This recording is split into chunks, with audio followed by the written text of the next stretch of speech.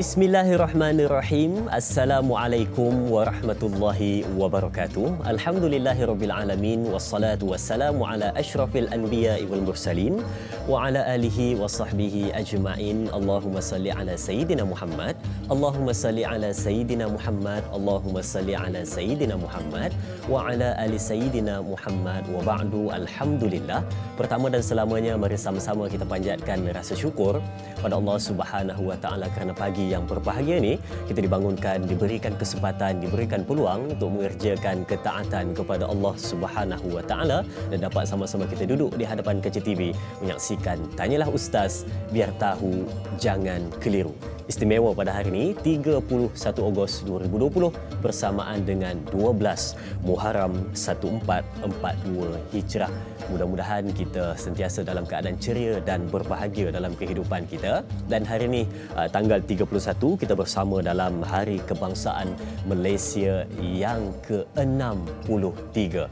Dari 1957 sehingga ke 2020 sudah 63 tahun kita mengecapi kemerdekaan negara kita. Baik, semoga kita sama-sama menjaga kemerdekaan dan keharmonian negara kita supaya terus dalam keadaan sejahtera selamanya. Baik, sedang penonton, berbekalkan tema Malaysia Prihatin, pada hari ini kita bakal bersiaran serentak di TV3 dan TV9 dari 6.30 pagi sehingga 7.30 pagi. Kita ada perubahan sedikit pada hari ini. Saya ulang sekali lagi, 6.30 pagi sehingga 7.30 pagi kita akan bersiaran serentak di TV3 dan TV9 dan kita ada sambungan 1 jam dari 7.30 pagi sehingga 8.30 pagi di Facebook rasmi Tanyalah Ustaz TV3. Di situ kita buat secara langsung. Baik, jangan terlepas untuk menantikan sehingga ke penghujungnya.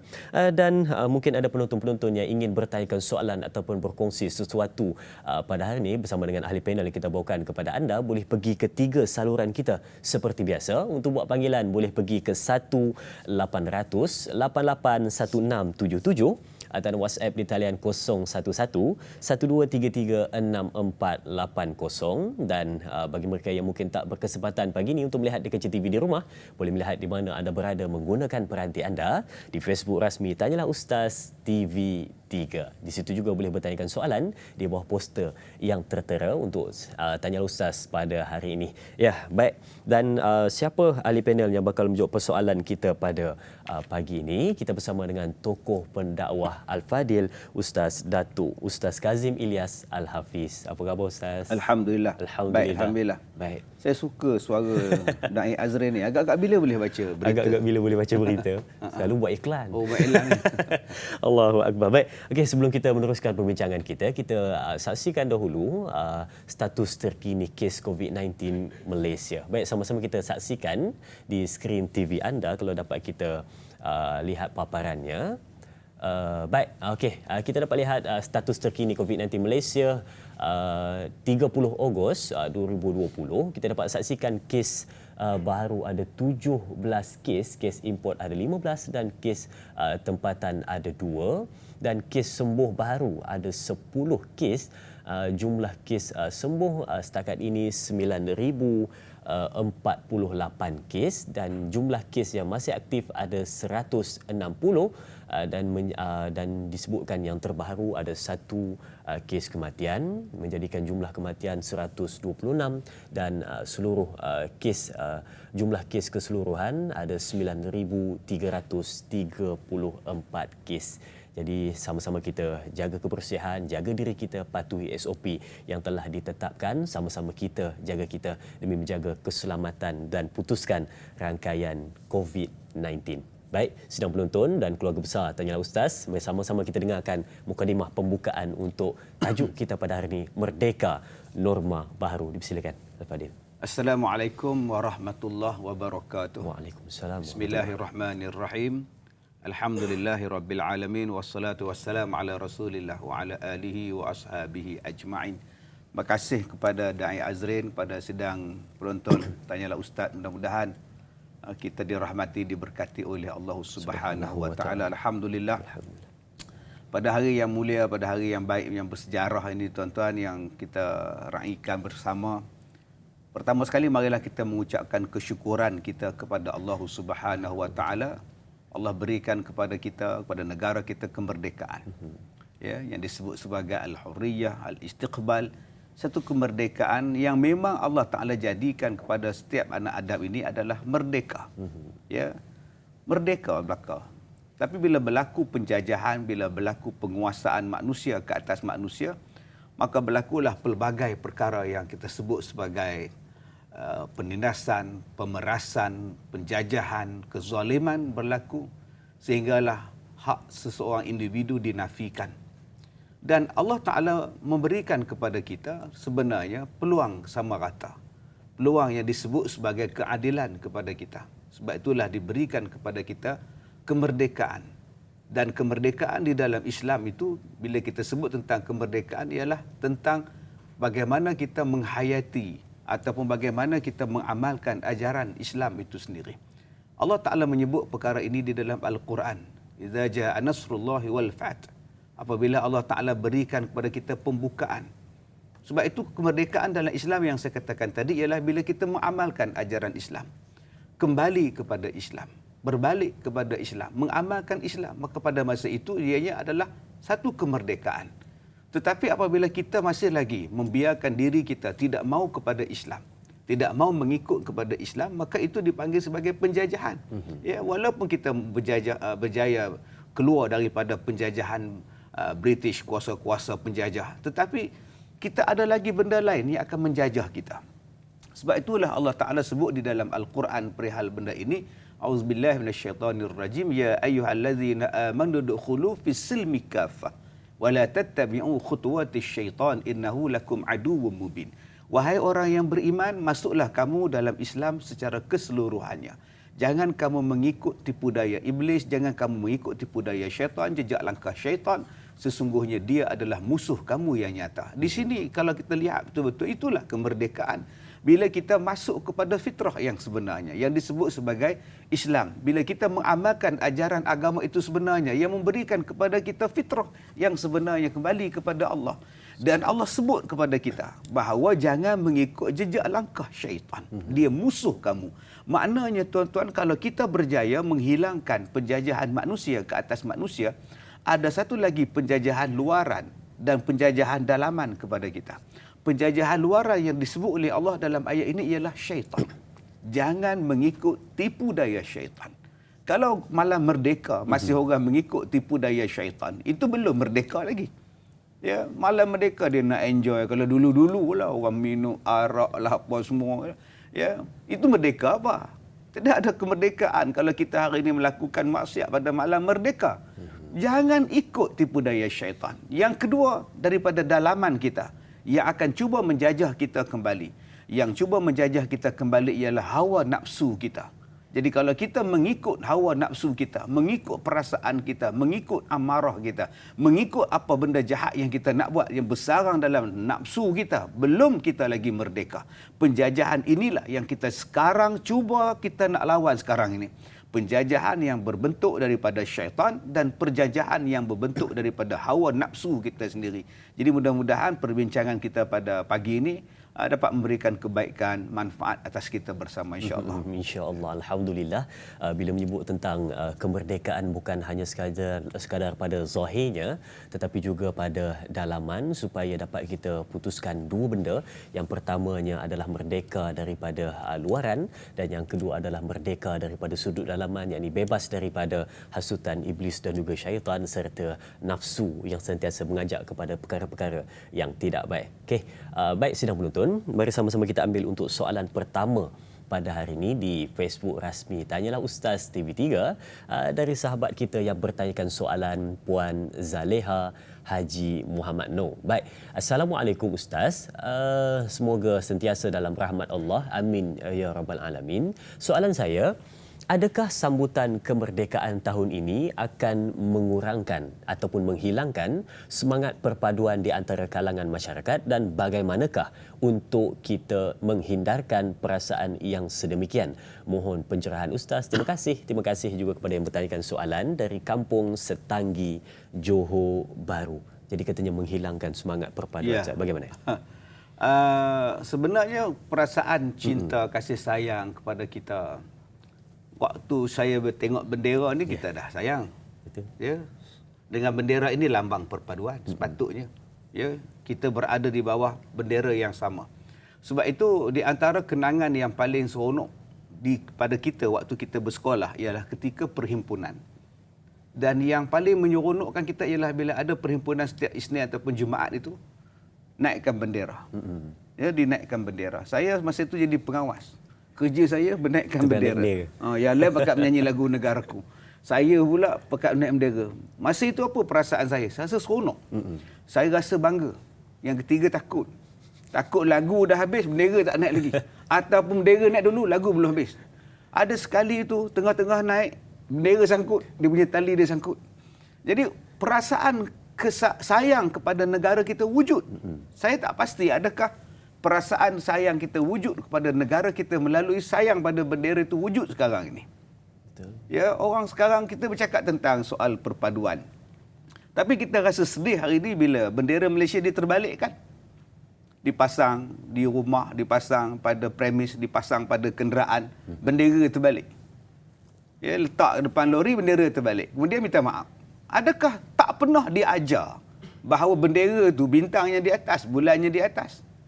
Di sekolah kamu tak pernah ajar atau kamu langsung tak pernah pergi sekolah? Jadi ini sebenarnya bukan sambutan, tidak ada sambutan kemerdekaan pada tahun ini mengurangkan perpaduan. Yang sekarang yang tidak menghormati apa yang ada pada negara itu juga sebenarnya mengurangkan perpaduan kita, mengurangkan kasih sayang kita sesama kita. Di situ kita lihat orang punya sayang untuk bendera. Orang menghormati bendera. Cinta bendera. Kalau letak tengah jalan bendera pun kalau dipijak kita kena ambil.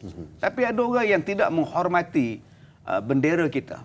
Jadi saya lihat daripada sudut perpaduan hanya bendera saja dulu. Sebab itu kena tindakan yang sepatutnya. Ya, perpaduan ini kita tidak boleh meletakkan perpaduan itu masing-masing nak ikut. Engkau nak buat-buat, engkau tak nak buat-buat.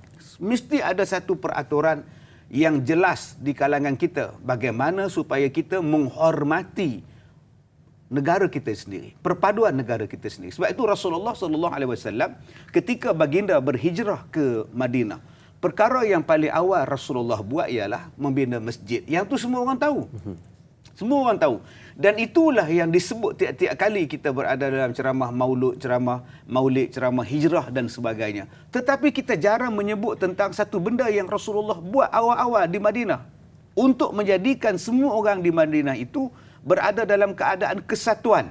Ya, perpaduan yang bagus. Namanya ialah Piagam Madinah. Piagam Madinah ini yang mengikat masyarakat pada masa itu. Sama ada kamu Islam atau kamu tidak Islam, sama ada kamu orang Arab atau kamu tidak Arab, kamu ikut Piagam Madinah. Letakkan di situ. Dan kita juga di Malaysia, kita ada benda itu. Kita sebut sebagai perlembagaan, kita sebut sebagai rukun negara. Jadi kalau kita bercakap tentang soal perpaduan, rukun negara tu dah cantik dah. Ya, kepercayaan kepada Tuhan, ya, kemudian kita raja-raja kita, kemudian kedaulatan undang-undang, keluruhan perlembagaan, perlembagaan, kesopanan dan kesusilaan. Benda tu dah cantik dah. Awal-awal lagi ialah meletakkan bahawa kepercayaan kepada Tuhan, maknanya masyarakat kita mesti masyarakat yang beragama. Ya, kita tak mau pahaman-pahaman komunis, pahaman-pahaman etis yang menyeleweng daripada norma manusia ni ada.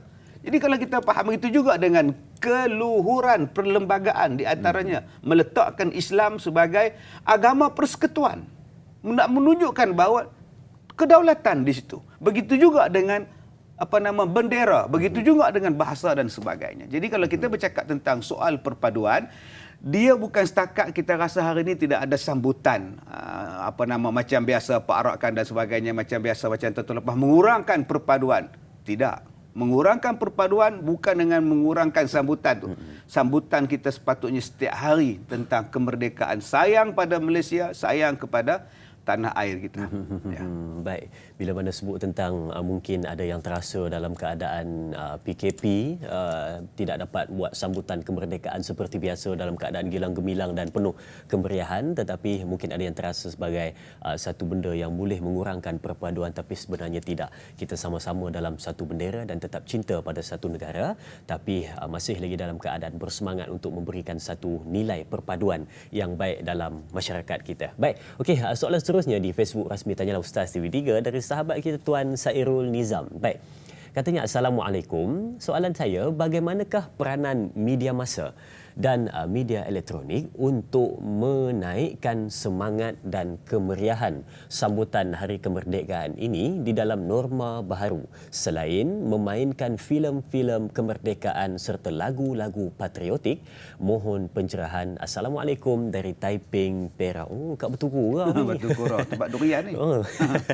Jadi bagaimana? Silakan. Baik, ini peranan yang besar ya, yang kita kena lihat. Betul. Yang dimainkan setakat ni, yang kita duk mainkan semangat kemerdekaan ni mungkin TV, ya, betul. Ya, menyiarkan drama, menyiarkan iklan-iklan berkaitan dengan kenegaraan patriotik, begitu juga dengan filem-filem. Dan masalah kita sekarang ini filem patriotik sikit sangat. Daripada dulu sampai sekarang Bukit Kepung tak habis-habis. Banyak lagi bukit lain, Bukit Timah ada, Bukit Berapit ada. Tapi itulah cerita dia. Orang tengok pun dah tahu dah kesudahan dia. Jin Samsudin mesti meninggal dalam filem tu. Jadi masalah dia sekarang, di mana letaknya filem-filem patriotik itu? Yang lebih banyak dalamnya kita keluarkan filem ialah filem hantu.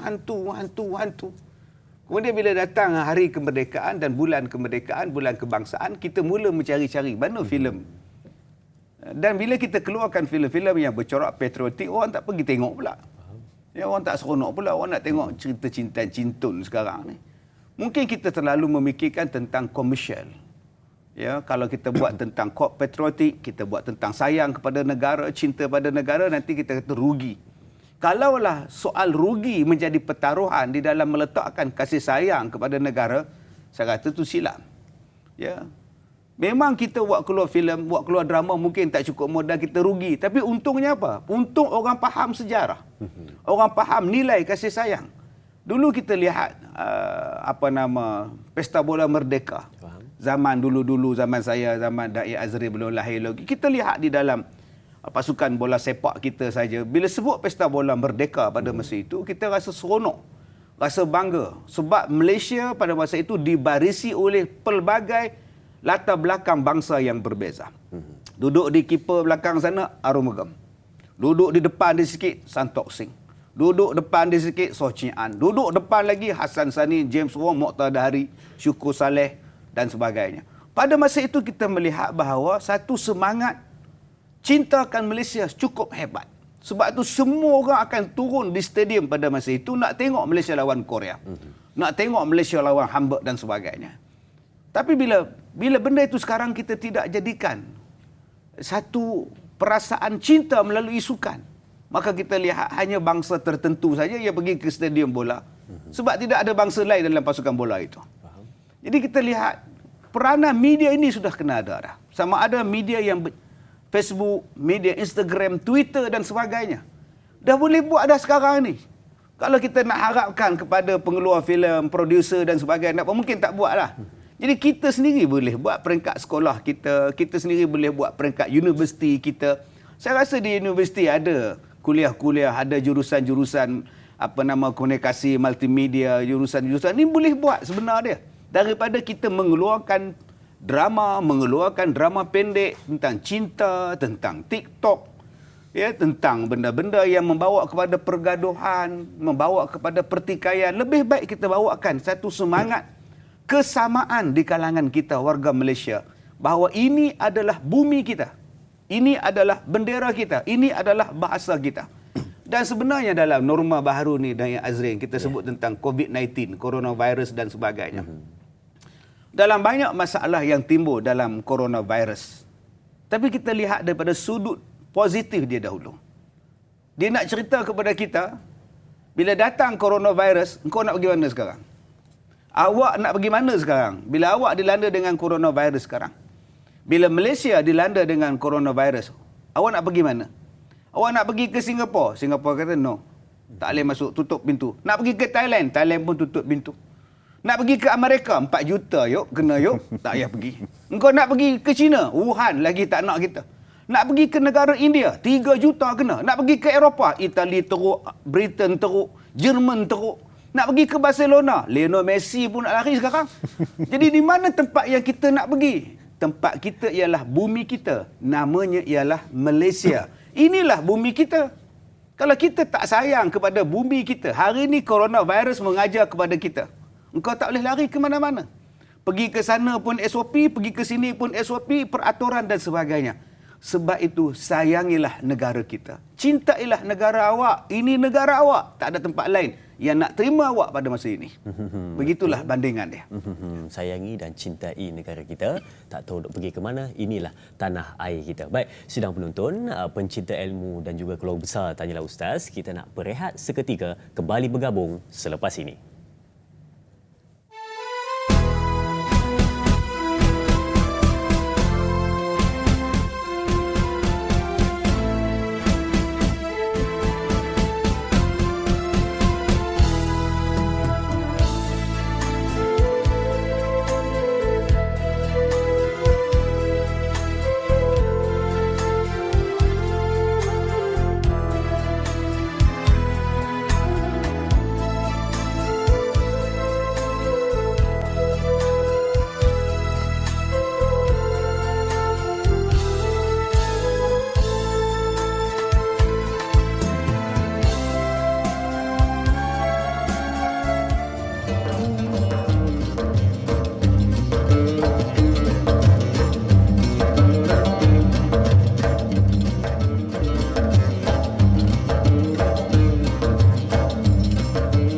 Merdeka, merdeka, merdeka.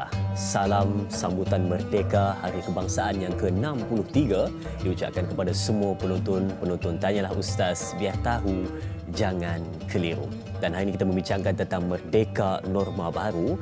Bagaimanakah kupasan dan perbincangannya? Jom kita ikuti sehingga ke penghujungnya. Saya maklumkan awal juga kepada penonton-penonton, kita 6.30 pagi sehingga 7.30 pagi kita bersiaran 1 jam di TV3 dan TV9, dan kita tamat di TV3 dan TV9 pada pukul 7.30 pagi dan sambungan 1 jam sehingga ke 8.30 pagi di Facebook rasmi Tanyalah Ustaz TV3. Saksikan sehingga ke penghujungnya untuk dapatkan pencerahan yang terbaik. Okey, mari sama-sama kita teruskan perbincangan kita bersama dengan tokoh pendakwah yang kita bawakan khas kepada anda pada hari ini, Al-Fadil Datuk Ustaz Kazim Ilyas, dan kita nak ambil soalan di Facebook Tanyalah Ustaz TV3 dari sahabat kita Izzara. Baik.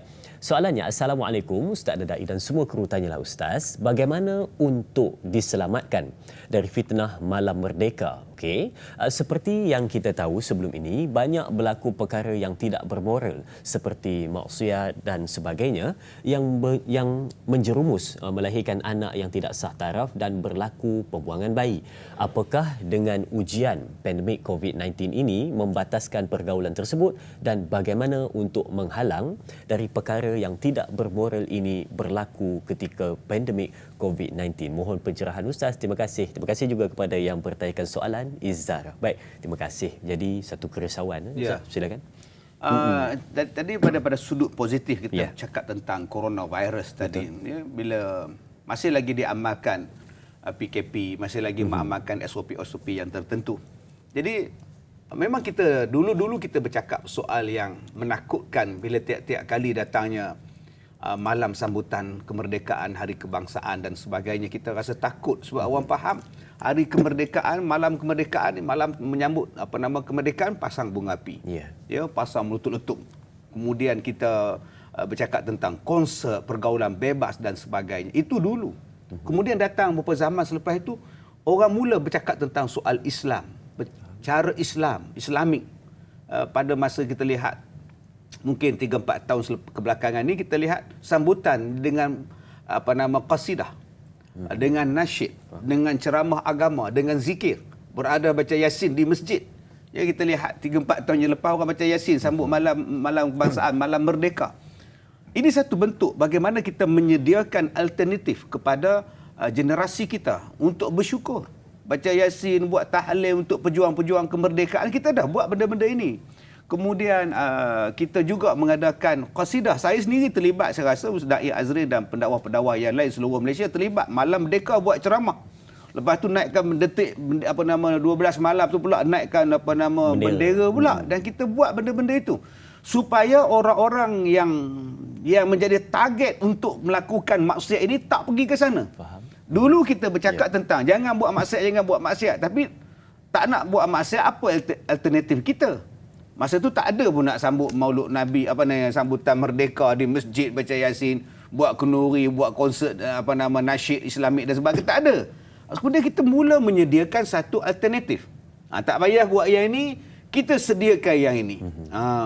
Masalah dia sekarang, bila datang pandemik COVID-19 ni, semua tak boleh buat. Yang ni pun susah nak buat, yang ni pun susah nak buat. Di situ kita lihat orang pada sekarang kelab malam pun dah tak boleh buka lagi. Nak berkumpul semua tak boleh lagi. Ini satu sudut pula positif pula. Tang situ pula, bagusnya pula. Bukan saya kata coronavirus tu bagus. Tidak. Maknanya ada benda lain yang menjadikan orang tak buat benda itu. Alhamdulillah. Cuma kita buat peringkat kita. Ya, kita ikut SOP yang telah ditetapkan oleh Kementerian Kesihatan, yang ditetapkan oleh Majlis Agama Islam. Buat di masjid masing-masing. Bukan maknanya bila kita duduk dalam PKP COVID-19 kita tak boleh berkumpul di masjid baca Yasin, buat penjarakan sosial seperti biasa, tetap kita sambut macam biasa. Cuma kita mesti mematuhi SOP yang ketat yang telah ditetapkan oleh pihak berkuasa, bukan untuk menghilangkan perasaan cinta kepada negara, perasaan untuk menyayangi diri kita supaya kita sihat, kawan kita sihat, rakyat dalam negara kita sihat. Bila kita memastikan bahawa kita sihat, rakyat lain sihat, masyarakat lain sihat juga, itu pun salah satu daripada bentuk cintakan pada negara. Betul. Apa makna yang kita nak tunjuk cinta pada negara dalam masa yang sama semua rakyat sakit? Jadi kita tak nak macam itu. Sayang kepada negara, maksudnya juga ialah sayang kepada rakyat semua, biar semua berada dalam keadaan sihat. Mungkin sambutan kita buat dalam bentuk yang lain. Bentuk yang lain. Sekarang kita lihat orang dah boleh terima norma baharu ni. Kalau kita lihat dalam wrestling misalnya, WWE, dulu penonton nyonya punya ramai dalam stadium. Sekarang semua gini, tengok kat TV di rumah aja. Tengok dalam handphone belakang, tak ada penonton pun. Tapi tetap riuh rendah juga stadium tu. Begitulah yang kita buat. Tak semestinya kita berhimpun ramai-ramai itu kita katakan bahawa bila dah tak boleh berhimpun, dah hilang kasih sayang. Berapa banyak cara yang kreatif yang boleh kita buat untuk tunjukkan bahawa kita sayang kepada negara kita. Salah satunya ialah patuhi SOP. Salah satunya ialah kita menghormati PKP, menghormati undang-undang supaya aku tidak sakit, keluarga aku tidak sakit, masyarakat tidak sakit, negara tidak sakit. Alhamdulillah, itulah salah satu bentuk cinta pada negara. Betul. Hikmah di sebalik sesuatu, mungkin ada yang memandang pada kegusaran bila berlaku pandemik COVID-19, tetapi ada juga hikmah di sebaliknya, perkara yang boleh dipandang sebagai satu benda yang boleh dibawa sebagai kebaikan dalam kehidupan. Baik, kita ada pemanggil di talian. Assalamualaikum. Waalaikumsalam warahmatullahi wabarakatuh. Da'i Azrin dan Datuk Kazim Ilyas Al-Hafiz. Saya Umar bin Abdul Majid dari Felda Cini Timur 3 Pekat Pahang. Ya, Assalamualaikum Datuk dan Da'i. Waalaikumsalam warahmatullahi. Selamat menyambut Hari Kemerdekaan kepada Datuk dan juga Da'i pada hari ini. Sama tuan untuk tuan juga. Semoga warga saya terus orangnya di sana itulah kulaan di sana tu. Ya. Jadi baik. soalan saya begini soalan, Datuk soalan saya begini Datuk Datuk biasa Datuk dah sebut tadi mengenai perpaduan dan juga SOP apa semua ni.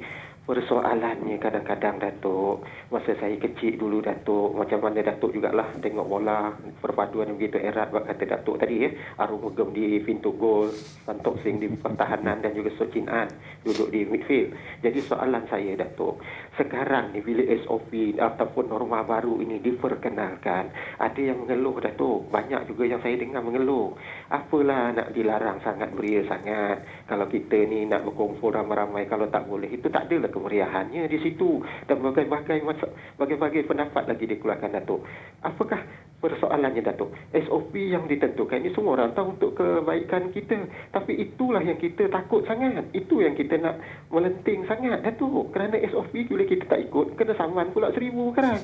Jadi menjadi ketakutan bagi kita, dan larangan itu menjadi satu batu penghalang untuk kita ni dikatakan seolah-olah nak melahirkan kecintaan kepada negara itu terhalang oleh kerana ni SOP norma-norma baru ini. Jadi saya mohon pencerahan Datuk pada pagi ini, semoga semua orang faham apa sebenarnya SOP itu untuk kebaikan dan di manakah apa yang dikatakan keburukan SOP yang diberi itu. Itu soalan saya Datuk pada hari ini. Terima kasih banyak Datuk dan Dai. Assalamualaikum. Waalaikumsalam warahmatullahi. Terima kasih Tuan Omar bila menyebutkan tentang ayat ni cantik tadi, larangan menjadi penghalang katanya, bila mana ramai yang mengeluh bila mana SOP diperkenalkan tak boleh berkumpul. Jadi mungkin ada satu pencerahan. Ya, sebab itu kita nak cepat supaya COVID-19 ini berakhir. Ya. Bila berakhir COVID-19, jangkitan COVID-19 dah berakhir, makna berakhirlah SOP. Betul.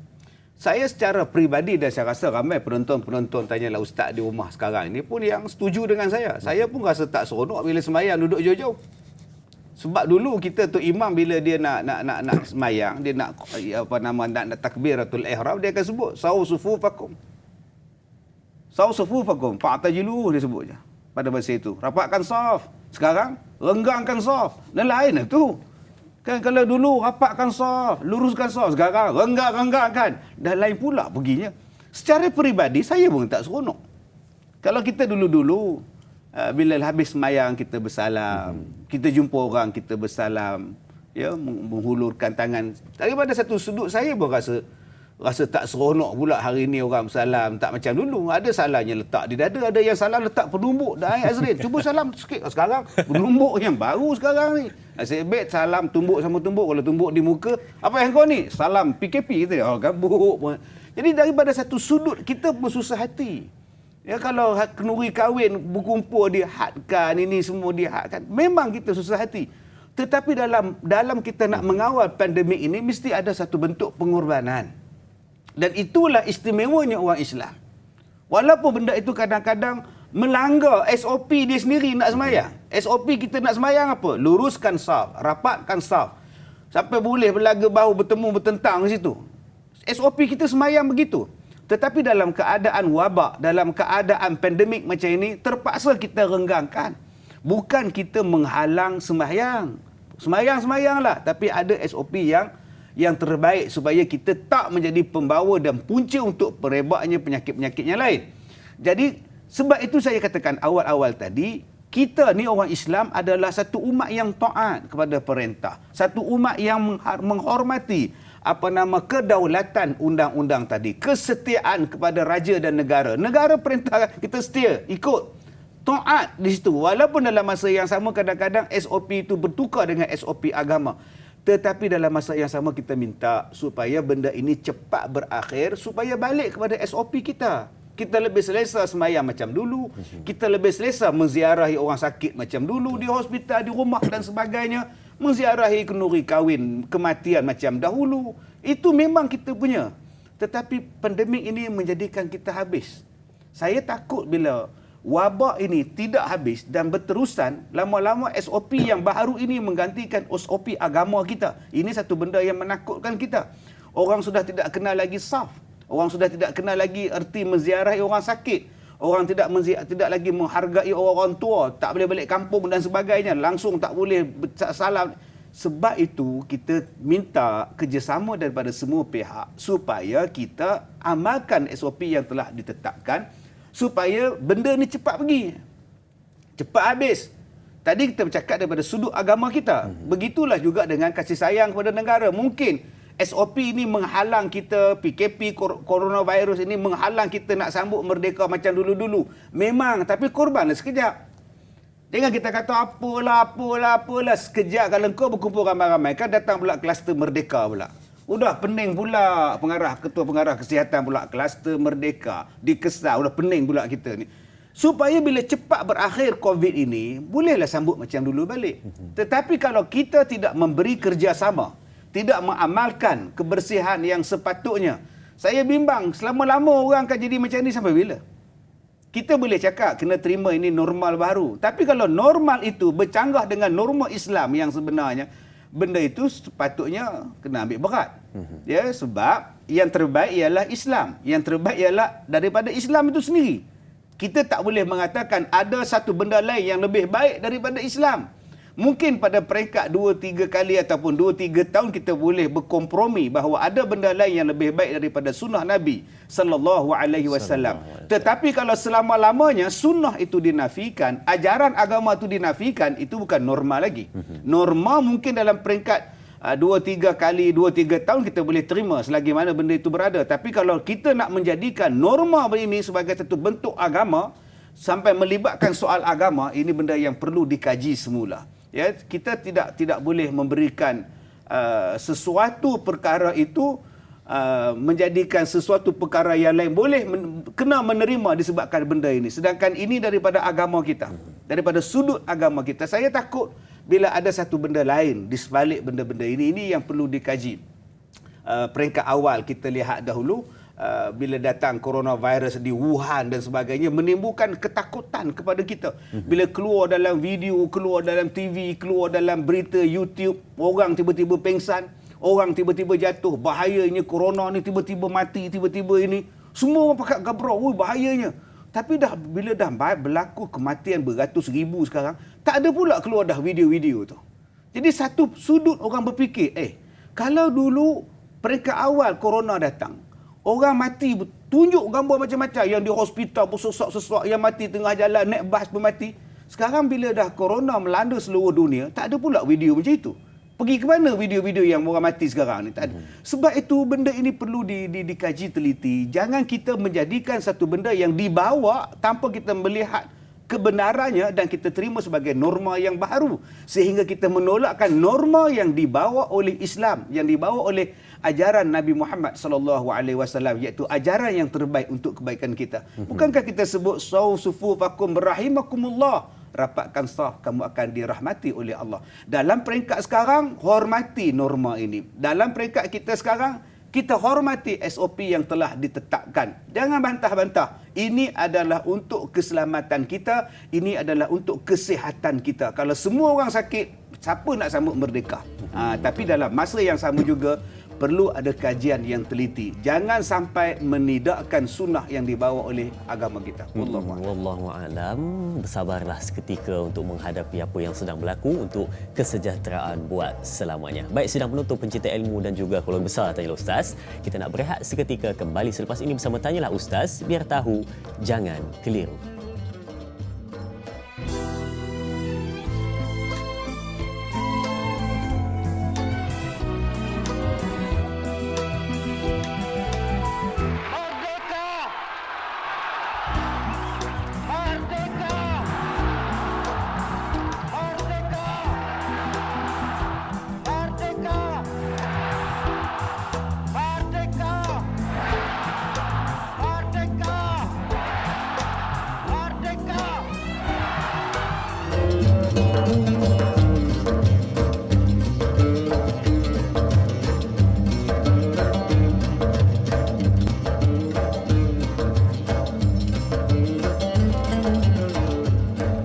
Terima kasih diucapkan kepada semua penonton setia Tanyalah Ustaz, biar tahu, jangan keliru. Salam Hari Kebangsaan yang ke-63 diucapkan kepada semua dari utara membawa ke selatan dan juga Sabah dan Sarawak. Dan kita difahamkan juga ada sahabat-sahabat kita dari Singapura dan Brunei yang juga mengucapkan salam kemerdekaan untuk kita rakyat Malaysia, dan sama-sama kita doakan juga kepada mereka Singapura dan juga Brunei untuk sama-sama dalam keadaan selamat dan juga mereka dalam keadaan terjaga oleh Allah Subhanahu Wa Taala, khususnya dalam pandemik COVID-19 ini. Terima kasih diucapkan kepada semua penonton setia Tanyalah Ustaz juga di Singapura dan Brunei dan juga seluruh rakyat Malaysia. Baik, sidang penonton, jom kita teruskan semangat menyambut kemerdekaan kita pada hari ini dengan tema Malaysia Prihatin. Kita semarakkan sambutan Hari Kebangsaan dalam norma baharu. Jom kita ambil soalan seterusnya di Facebook Tanyalah Ustaz. Baik, sahabat kita Tuan Imran Syakir bertanyakan soalan. Assalamualaikum Ustaz dan Da'i, mohon cadangan. Baik, nasihat dari Ustaz, mungkin ditulis itu nasihat, yang dimaksudkan adalah nasihat dari Ustaz tentang golongan yang bukan sahaja menyambut merdeka dalam norma baharu, menyambut merdeka pun enggan, tak nak menyambut katanya, malah melabelkannya sebagai membuang masa sahaja. Bagaimana untuk menghapuskan ideologi ini? Mohon pandangan Ustaz. Terima kasih kepada sahabat kita Tuan Imran Syakir yang bertanyakan soalan. Jadi bagaimana Ustaz? Ya, Silakan. Kita lihat daripada sudut yang banyak Da'i Azrin tentang negara, tentang negeri. Yang pertama kita lihat, ada orang yang faham bila kau memperjuangkan negara, kau memperjuangkan untuk kecintaan kepada negara itu tidak Islamik. Ini satu fahaman. Kau tak Islamik ini, kau perjuang atas negara, kau perjuangkan negara kau tidak Islamik. Kalau kita bercakap tentang bahawa tidak Islamik, kita bercakap tentang sayang pada negara, habis itu di mana nak letak ayat baldatun tayyibatun wa rabbun ghafur? Melahirkan sebuah negeri yang baik. Allah sebut baldatun tayyibah, negeri yang baik. Maknanya mesti ada usaha untuk menjadikan negeri itu baik. Itu yang pertama, sebab dulu ada orang faham cinta pada bangsa tu tak boleh, cinta pada negara tu tak boleh. Daripada bila kau ada bangsa kau, bila kau ada negara kau, datanglah kecintaan dan bolehlah kau melaksanakan agama. Kalau kita tidak ada negara, tidak ada sayang pada bangsa kita, tidak sayang pada negara kita, nak buat agama macam mana? Berapa banyak orang Islam yang tidak ada negara, yang menumpang di negara lain, yang duduk jadi minoriti di negara lain, tidak boleh nak amalkan agama dia. Melainkan yang asas sahaja. Sebab tidak ada negara, tidak ada kuasa dan sebagainya. Jadi memperjuangkan negara itu, memperjuangkan bangsa itu juga bukannya salah. Sebab ada orang yang sebut salah. Yang kedua, yang saya nak cakap pada kita hari ini, kita bercakap tentang sambutan kemerdekaan dalam bentuk norma baharu. Saya cadangkan dah lama dah Da'i Azrin. Dalam ceramah-ceramah saya dah ceramah hampir 30 tahun dah. Ya, Da'i Azrin pun belum lahir lagi, saya dah ceramah dah. Saya bercakap bahawa bulan Ogos diisytiharkan sebagai bulan kebangsaan. Untuk 31 Ogos nak sambut merdeka ni baru kita nak buat sebagai sayang negara, tak mahu dia. Cuba kita lihat hari ni. Orang semua sekarang selesa, bukan kata selesa, nak tak nak engkau kena pakai face mask. Nak tak nak engkau kena ada social distancing. Nak tak nak engkau mesti ada SOP yang telah ditetapkan. Nak masuk kena tembak di dahi dulu, catat nama dulu, tak pemain sejahtera dulu. Sebab apa? Sebab itu peraturan. Walaupun benda itu pada peringkat awalnya apa dia nak pakai topeng pula ni, apa nak ambil suhu pula ni, apa nak tulis nama, bagi nombor handphone apa semua pula ni, itu peraturan kau kena ikut supaya kesihatan kau sihat, orang lain boleh sihat. Bila berlaku sesuatu wabak kau dapat dikesan, dapat dirawat dan sebagainya. Itu tujuan dia. Dan saya rasa sekarang orang dah terima satu norma yang baru. Kalau dia nak masuk ke mana-mana tempat, dia pula yang mencari mana dia main sejahtera, dia pula yang cari dia kan. Dia pula kadang-kadang orang yang dekat meja tu tak ada nak tembak kita, tak ada nak trace kita tu. Kita sendiri pula yang tembak kita sendiri kan. Maknanya kita dah boleh terima benda tu. Sebab apa? Sebab peraturan. Jadi begitu juga dengan sayang kepada negara kita. Kalau kita nak mengatakan bahawa sayang kepada negara, cinta kena negara, kena lahir sendiri. Kena tunjukkan sendiri kasih sayang tu. Sampai bila orang tak nak tunjuk? Macam kita cakap lah, okey, jaga keselamatan diri sendiri. Nak pakai, tak pakai sudah topeng mask. Saya rasa semua orang tak pakai.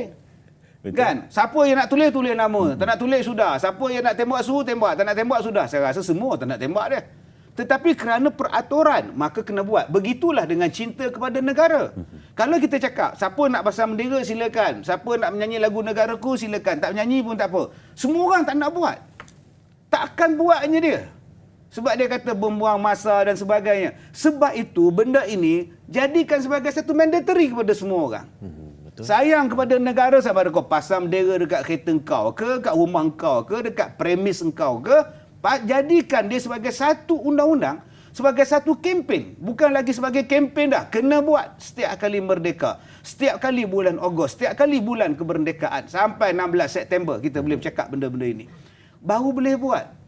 Kita tengok di negara-negara lain, rakyat dia, rambut dia pun tak mau ikut negara-negara barat dan sebagainya. Mempunyai rambut style mereka sendiri. Kita tak sebutlah negara mana, tapi harap fahamlah. Sebab apa? Nak tunjukkan bahawa kami berbeza dengan negara yang lain. Sistem yang lain, perkara yang lain. Jadi di sini yang perlu kita buat. Mungkin akan datang untuk norma baru menyambut kemerdekaan akan datang. Setiap sebulan bulan Ogos, semua stesen radio, semua stesen TV menyiarkan lagu-lagu yang bercakap tentang soal kemerdekaan, kasih sayang bangsa, kasih sayang negara, kasih sayang perpaduan dan sebagainya. Kena bercakap pada hari itu tidak ada siapa yang cakap orang putih. Semua cakap Melayu, bahasa kita semua.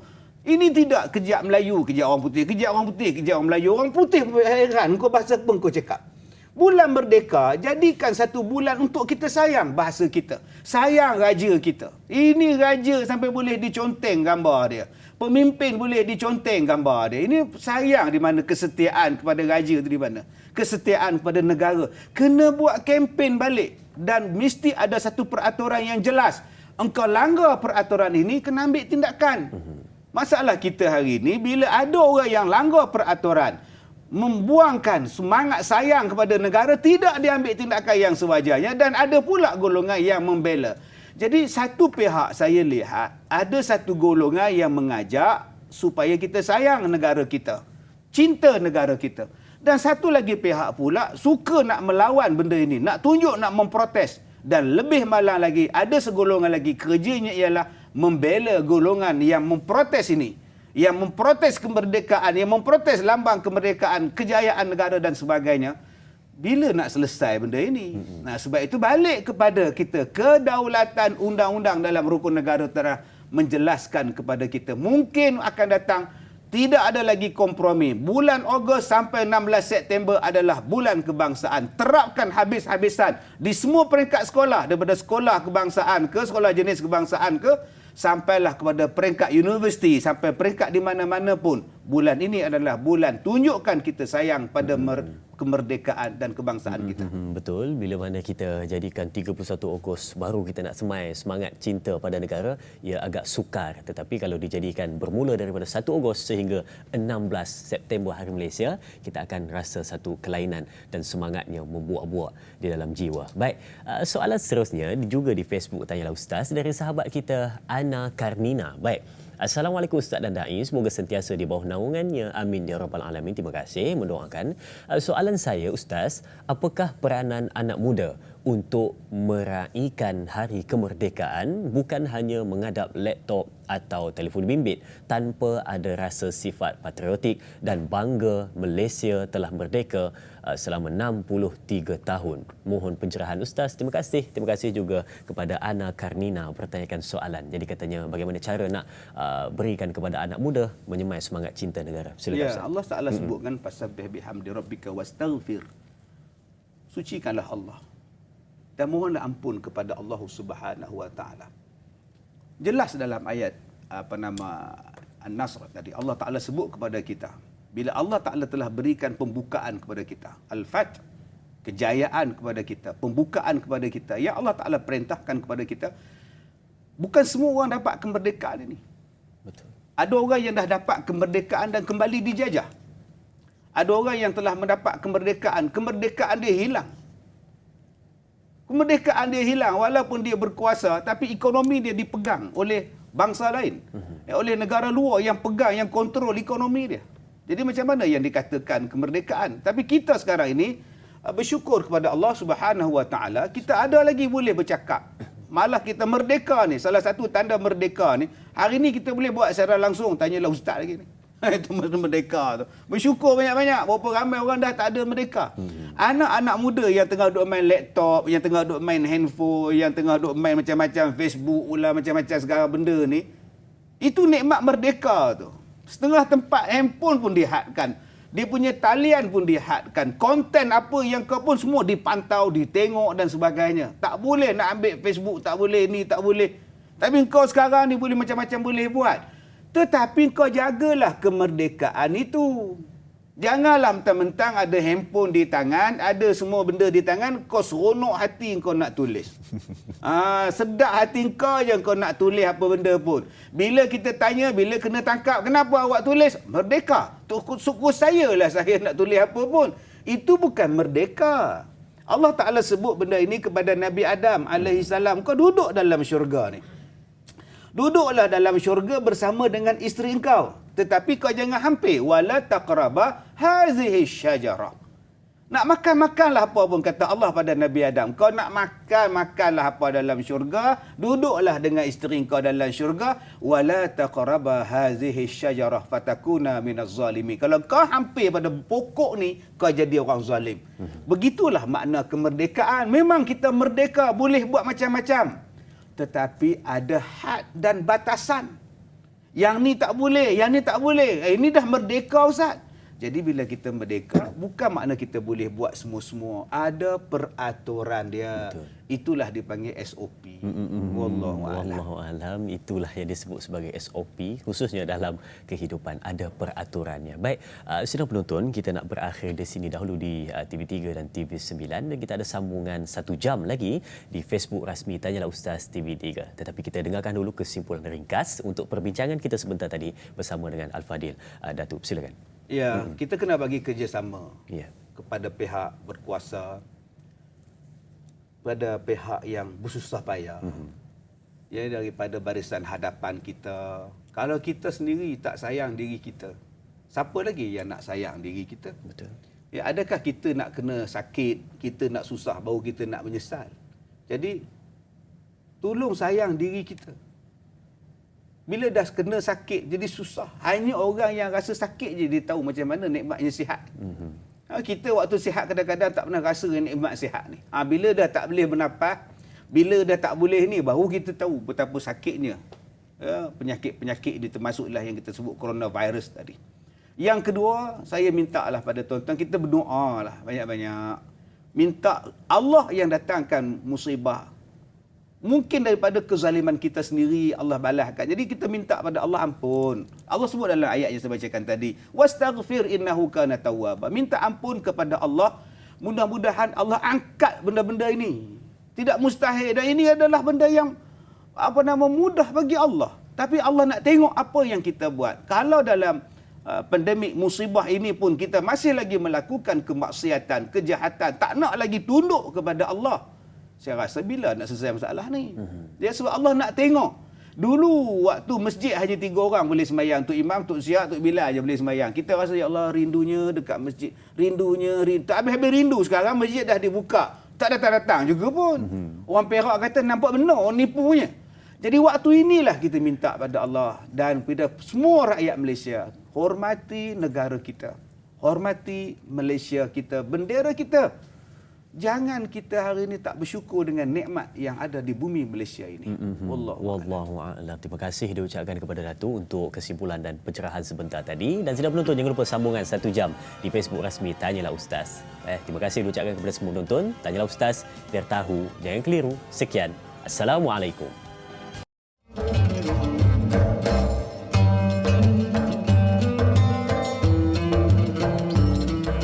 Bismillahirrahmanirrahim. Assalamualaikum. Kita bertemu kembali untuk sama-sama kita mengupas berkenaan dengan Merdeka Norma Baharu bersama dengan Al-Fadil Datuk Ustaz Kazim Ilyas. Pada pagi ini mudah-mudahan memberikan pencerahan. Kalau tadi kita dah bersama di TV3 dan TV9 untuk 1 jam kupasan perbincangan kita, dan kita nak sambung 1 jam di Facebook rasmi Tanyalah Ustaz TV3. Baik sidang penonton, mari sama-sama kita semarakkan semangat kemerdekaan pada hari ini. Semoga rasa cinta, rasa sayang dan juga sama-sama nak mengharmonikan dan sejahterakan negara kita akan sentiasa berada dalam jiwa kita dan mudah-mudahan berkekalan buat selamanya. Dan apa yang kita lakukan dalam kehidupan kita, semoga sentiasa memberikan satu nilai yang membuktikan kita seorang rakyat yang cintakan kepada negara kita, Malaysia. Baik sidang penonton, jom kita teruskan perbincangan kita. Kita nak ambil soalan dari penonton dan kita nak lihat soalan di Facebook Tanyalah Ustaz TV3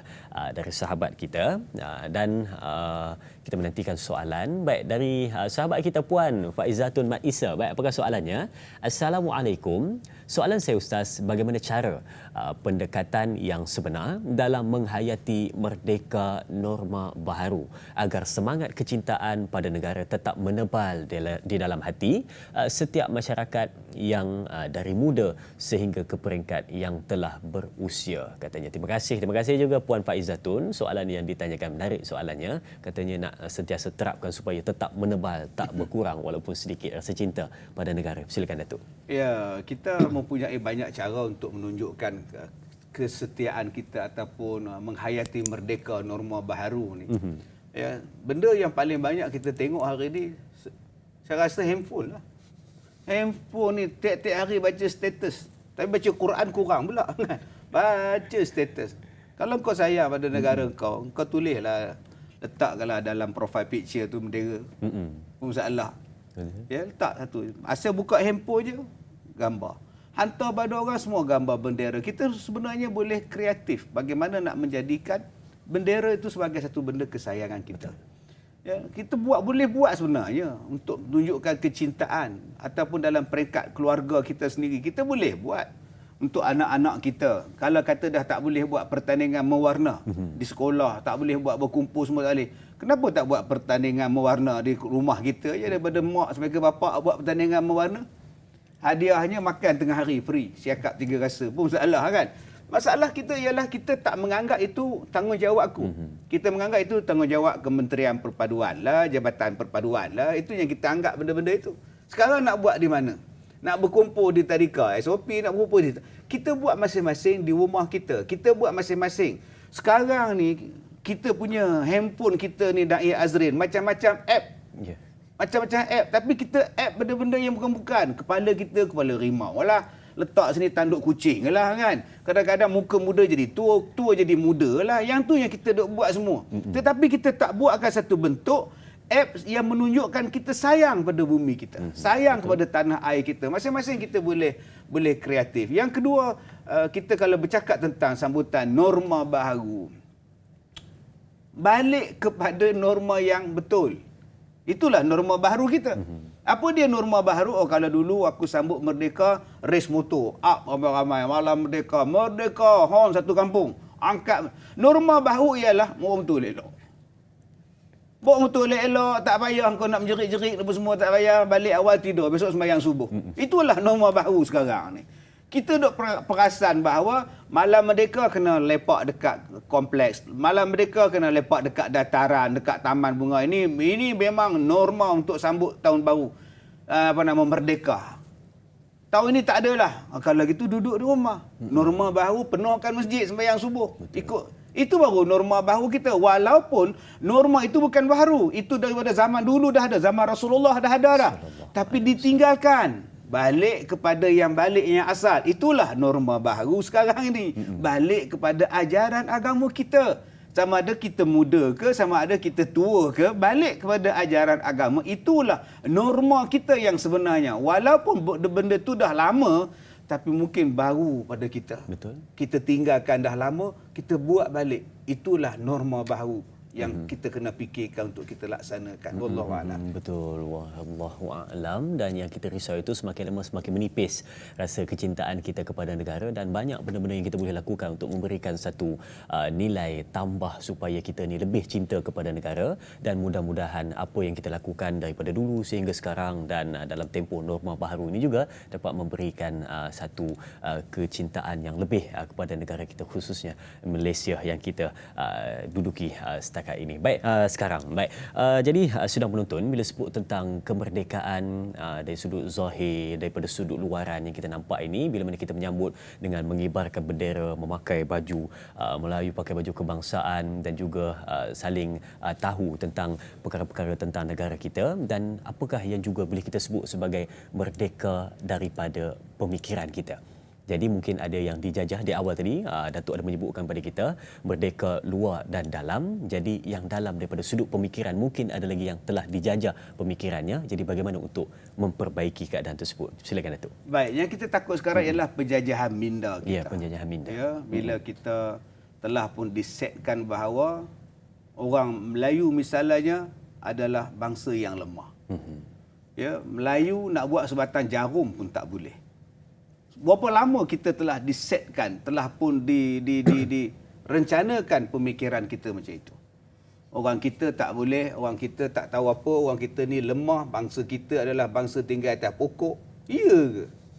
Kalau kita lihat kepada sejarah, baru ni saya jumpa dengan satu profesor orang Melayu kita, orang Malaysia kita yang mengajar di sebuah universiti di Amerika. Dan dia balik 2 hari lepas saya jumpa dia. Dia kata bahawa dia pergi ke satu museum Red Indian. Dia kata satu patung Red Indian tu, gambar dia, memegang keris. Sedang menunjuk begitu. Red Indian dah pegang keris. Daripada mana datangnya keris tu? Tuan-tuan bayangkan tuan-tuan, waktu itu, orang putih pun belum sampai ke tanah besar Amerika. Tetapi Red Indian sudah jumpa keris, sudah pegang keris. Menunjukkan apa? Ini yang kadang-kadang kita lupa. Ya. Kasih yang bahawa kita adalah bangsa yang hebat. Sampai bila kita nak momokkan dengan perkataan Melayu lemah, orang Islam lemah. Tak ada, tuan-tuan.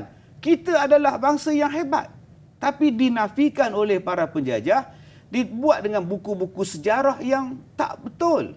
Malah ada orang yang kata Hang Tuah itu adalah mitos saja, legenda saja.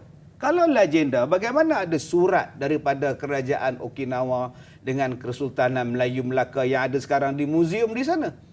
Ya, Hang Tuah pergi ke sana dan keris tu pun masih ada lagi, keris hadiah daripada Sultan Melaka kepada Raja Okinawa di situ. Begitu juga kita lihat di dalam kerajaan Turki Osmaniyah. Sudah wujud kerajaan, hubungan di antara kerajaan Melayu Melaka dengan kerajaan Turki Osmaniyah. Jadi kalau kita mengatakan bahawa bangsa kita adalah lemah, ada salah. Benda tu yang kita kena betulkan dulu. Merdekakan diri kita dulu. Ini adalah bumi kita, kita adalah yang bagus. Dan benda ini kita lihat di banyak negara lain. Negara lain, bangsa lain mengatakan bahawa mereka bagus. Tengok negara jiran kita. Sebut saja Indonesia misalnya. Semua semangat. Tak ada dia nak condemn Indonesia pula. Semangat perpaduan dan mereka bangga mereka menjadi rakyat Indonesia. Tetapi berbeza dengan setengah daripada golongan kita. Dia malu nak sebut Malaysia. Bila dia kata bila saya pergi luar negara, bila orang tanya awak rakyat apa, saya malu nak mengaku saya orang Malaysia. Saya mengaku orang Brunei. Orang Brunei pun tak mengaku lah kau orang Malaysia. Dengan engkau tak pernah bangga. Sebut saya Malaysia. I'm Malaysian. Apa salahnya kita cakap macam itu? Adakah kita merasa hina bila kita mengaku sebagai kita rakyat Malaysia, kita rakyat Malaysia? Hina ke? Tak. Jadi kalau kita tunjukkan bahawa kita bangga dengan sebagai kita rakyat Malaysia, itu yang kita kena ada dulu. Betulkan balik fahaman yang mengatakan bahawa Melayu itu lemah dan sebagainya. Melayu itu pemalas dan sebagainya. Ubah benda itu. Saya bukan pemalas. Hari ini saya masuk hospital, hari ini saya keluar hospital, besoknya saya dah mula ceramah dah. Nak tunjukkan bahawa saya bukan pemalas. Sampai bila kita nak dimomokkan, disogokkan, malah. Tak ada, tuan-tuan. Kita lihat bahawa bumi, tanah kita adalah bumi yang menjadi igawan pada penjajahan. Sebab itu daripada Portugis sampailah kepada British, sampai Jepun, British balik. Mereka nak ialah hasil bumi kita. Di antara hasil bumi kita yang mengkayakan negara mereka ialah emas. Ya, jadi kita mungkin sekarang kita bercakap tentang soal emas dah tak ada, mungkin emas tak jumpa dah, sikit-sikit je lagi. Tapi kita ada hati emas. Kita bentuk balik hati rakyat kita, generasi kita. Cintai negara kita, cintai agama kita. Buat. Memang kita tidak ada emas. Kita tidak ada emas di tanah kita. Tapi kita ada hati emas. Sayangi hati kita, besarkan hati kita, semarakkan semangat kecintaan ini. Jadikan hati-hati kita hati orang beriman. Ianya lebih berharga daripada emas yang dicari oleh penjajah di zaman dahulu. Wallahualam. Terima kasih Datuk untuk pencerahan berkenaan dengan bagaimana minda yang dijajah dengan perkara-perkara yang dimomokkan sejak dahulu sehingga kini, dan kita sempena masuk pada tahun 2020, kita dalam hari kebangsaan, kita nak ubah diri kita dan juga minda kita supaya berfikiran lebih baik dan terus dalam keadaan baik, memikirkan apa yang terbaik untuk kehidupan kita kini dan untuk selamanya. Baik, kita ada soalan di WhatsApp Tanyalah Ustaz dari sahabat kita. Mari kita bacakan apa soalannya dari Din Zaidi, Pasir Mas, Kelantan. Baik. Kita bacakan soalannya. Assalamualaikum Datuk Ustaz Kazim. Baik, soalan saya, memandangkan sambutan Hari Kemerdekaan pada kali ini tidak seperti tahun-tahun sebelumnya, di mana tidak ada lagi perarakan perhimpunan besar-besaran di dataran merdeka dan juga tidak ada sambutan tambahan. Bagaimanakah cara yang berkesan untuk menyambut Hari Kemerdekaan dalam institusi keluarga sahaja? Bagaimana? Jadi katanya mohon pencerahan Datuk Din Zaidin, Pasir Mas, Kelantan. Terima kasih Datuk bertanyakan soalan. Jadi katanya tadi dalam keluarga. Silakan. Bagaimana? Ya, dulu satu keluarga seronok Da'i Azrin. Kita bawa anak-anak kita pergi ke hari perarakan Hari Kebangsaan. Kalau kami di Ipoh tu depan Dewan Bandaran, depan stesen kereta api, depan Masjid Negeri lah. Seronok. Ya, kita masa itu pakai baju Melayu berbendera. Bawa anak-anak, ada yang letak anak di atas bahu atas tengkuk dia tengok kan. Taklah dia tengok apa kita pun tak tahulah. Anak tengok bendera, bapak tengok apa tak tahulah. Jadi kita rasa satu kebanggaan kan masa itu. Tambah pula kalau kita tengok askar pula. Saya yang paling naik bulu roma, berdiri bulu romaku ni bila tengok pasukan beruniform. Tengok askarnya, Allah, berkawat.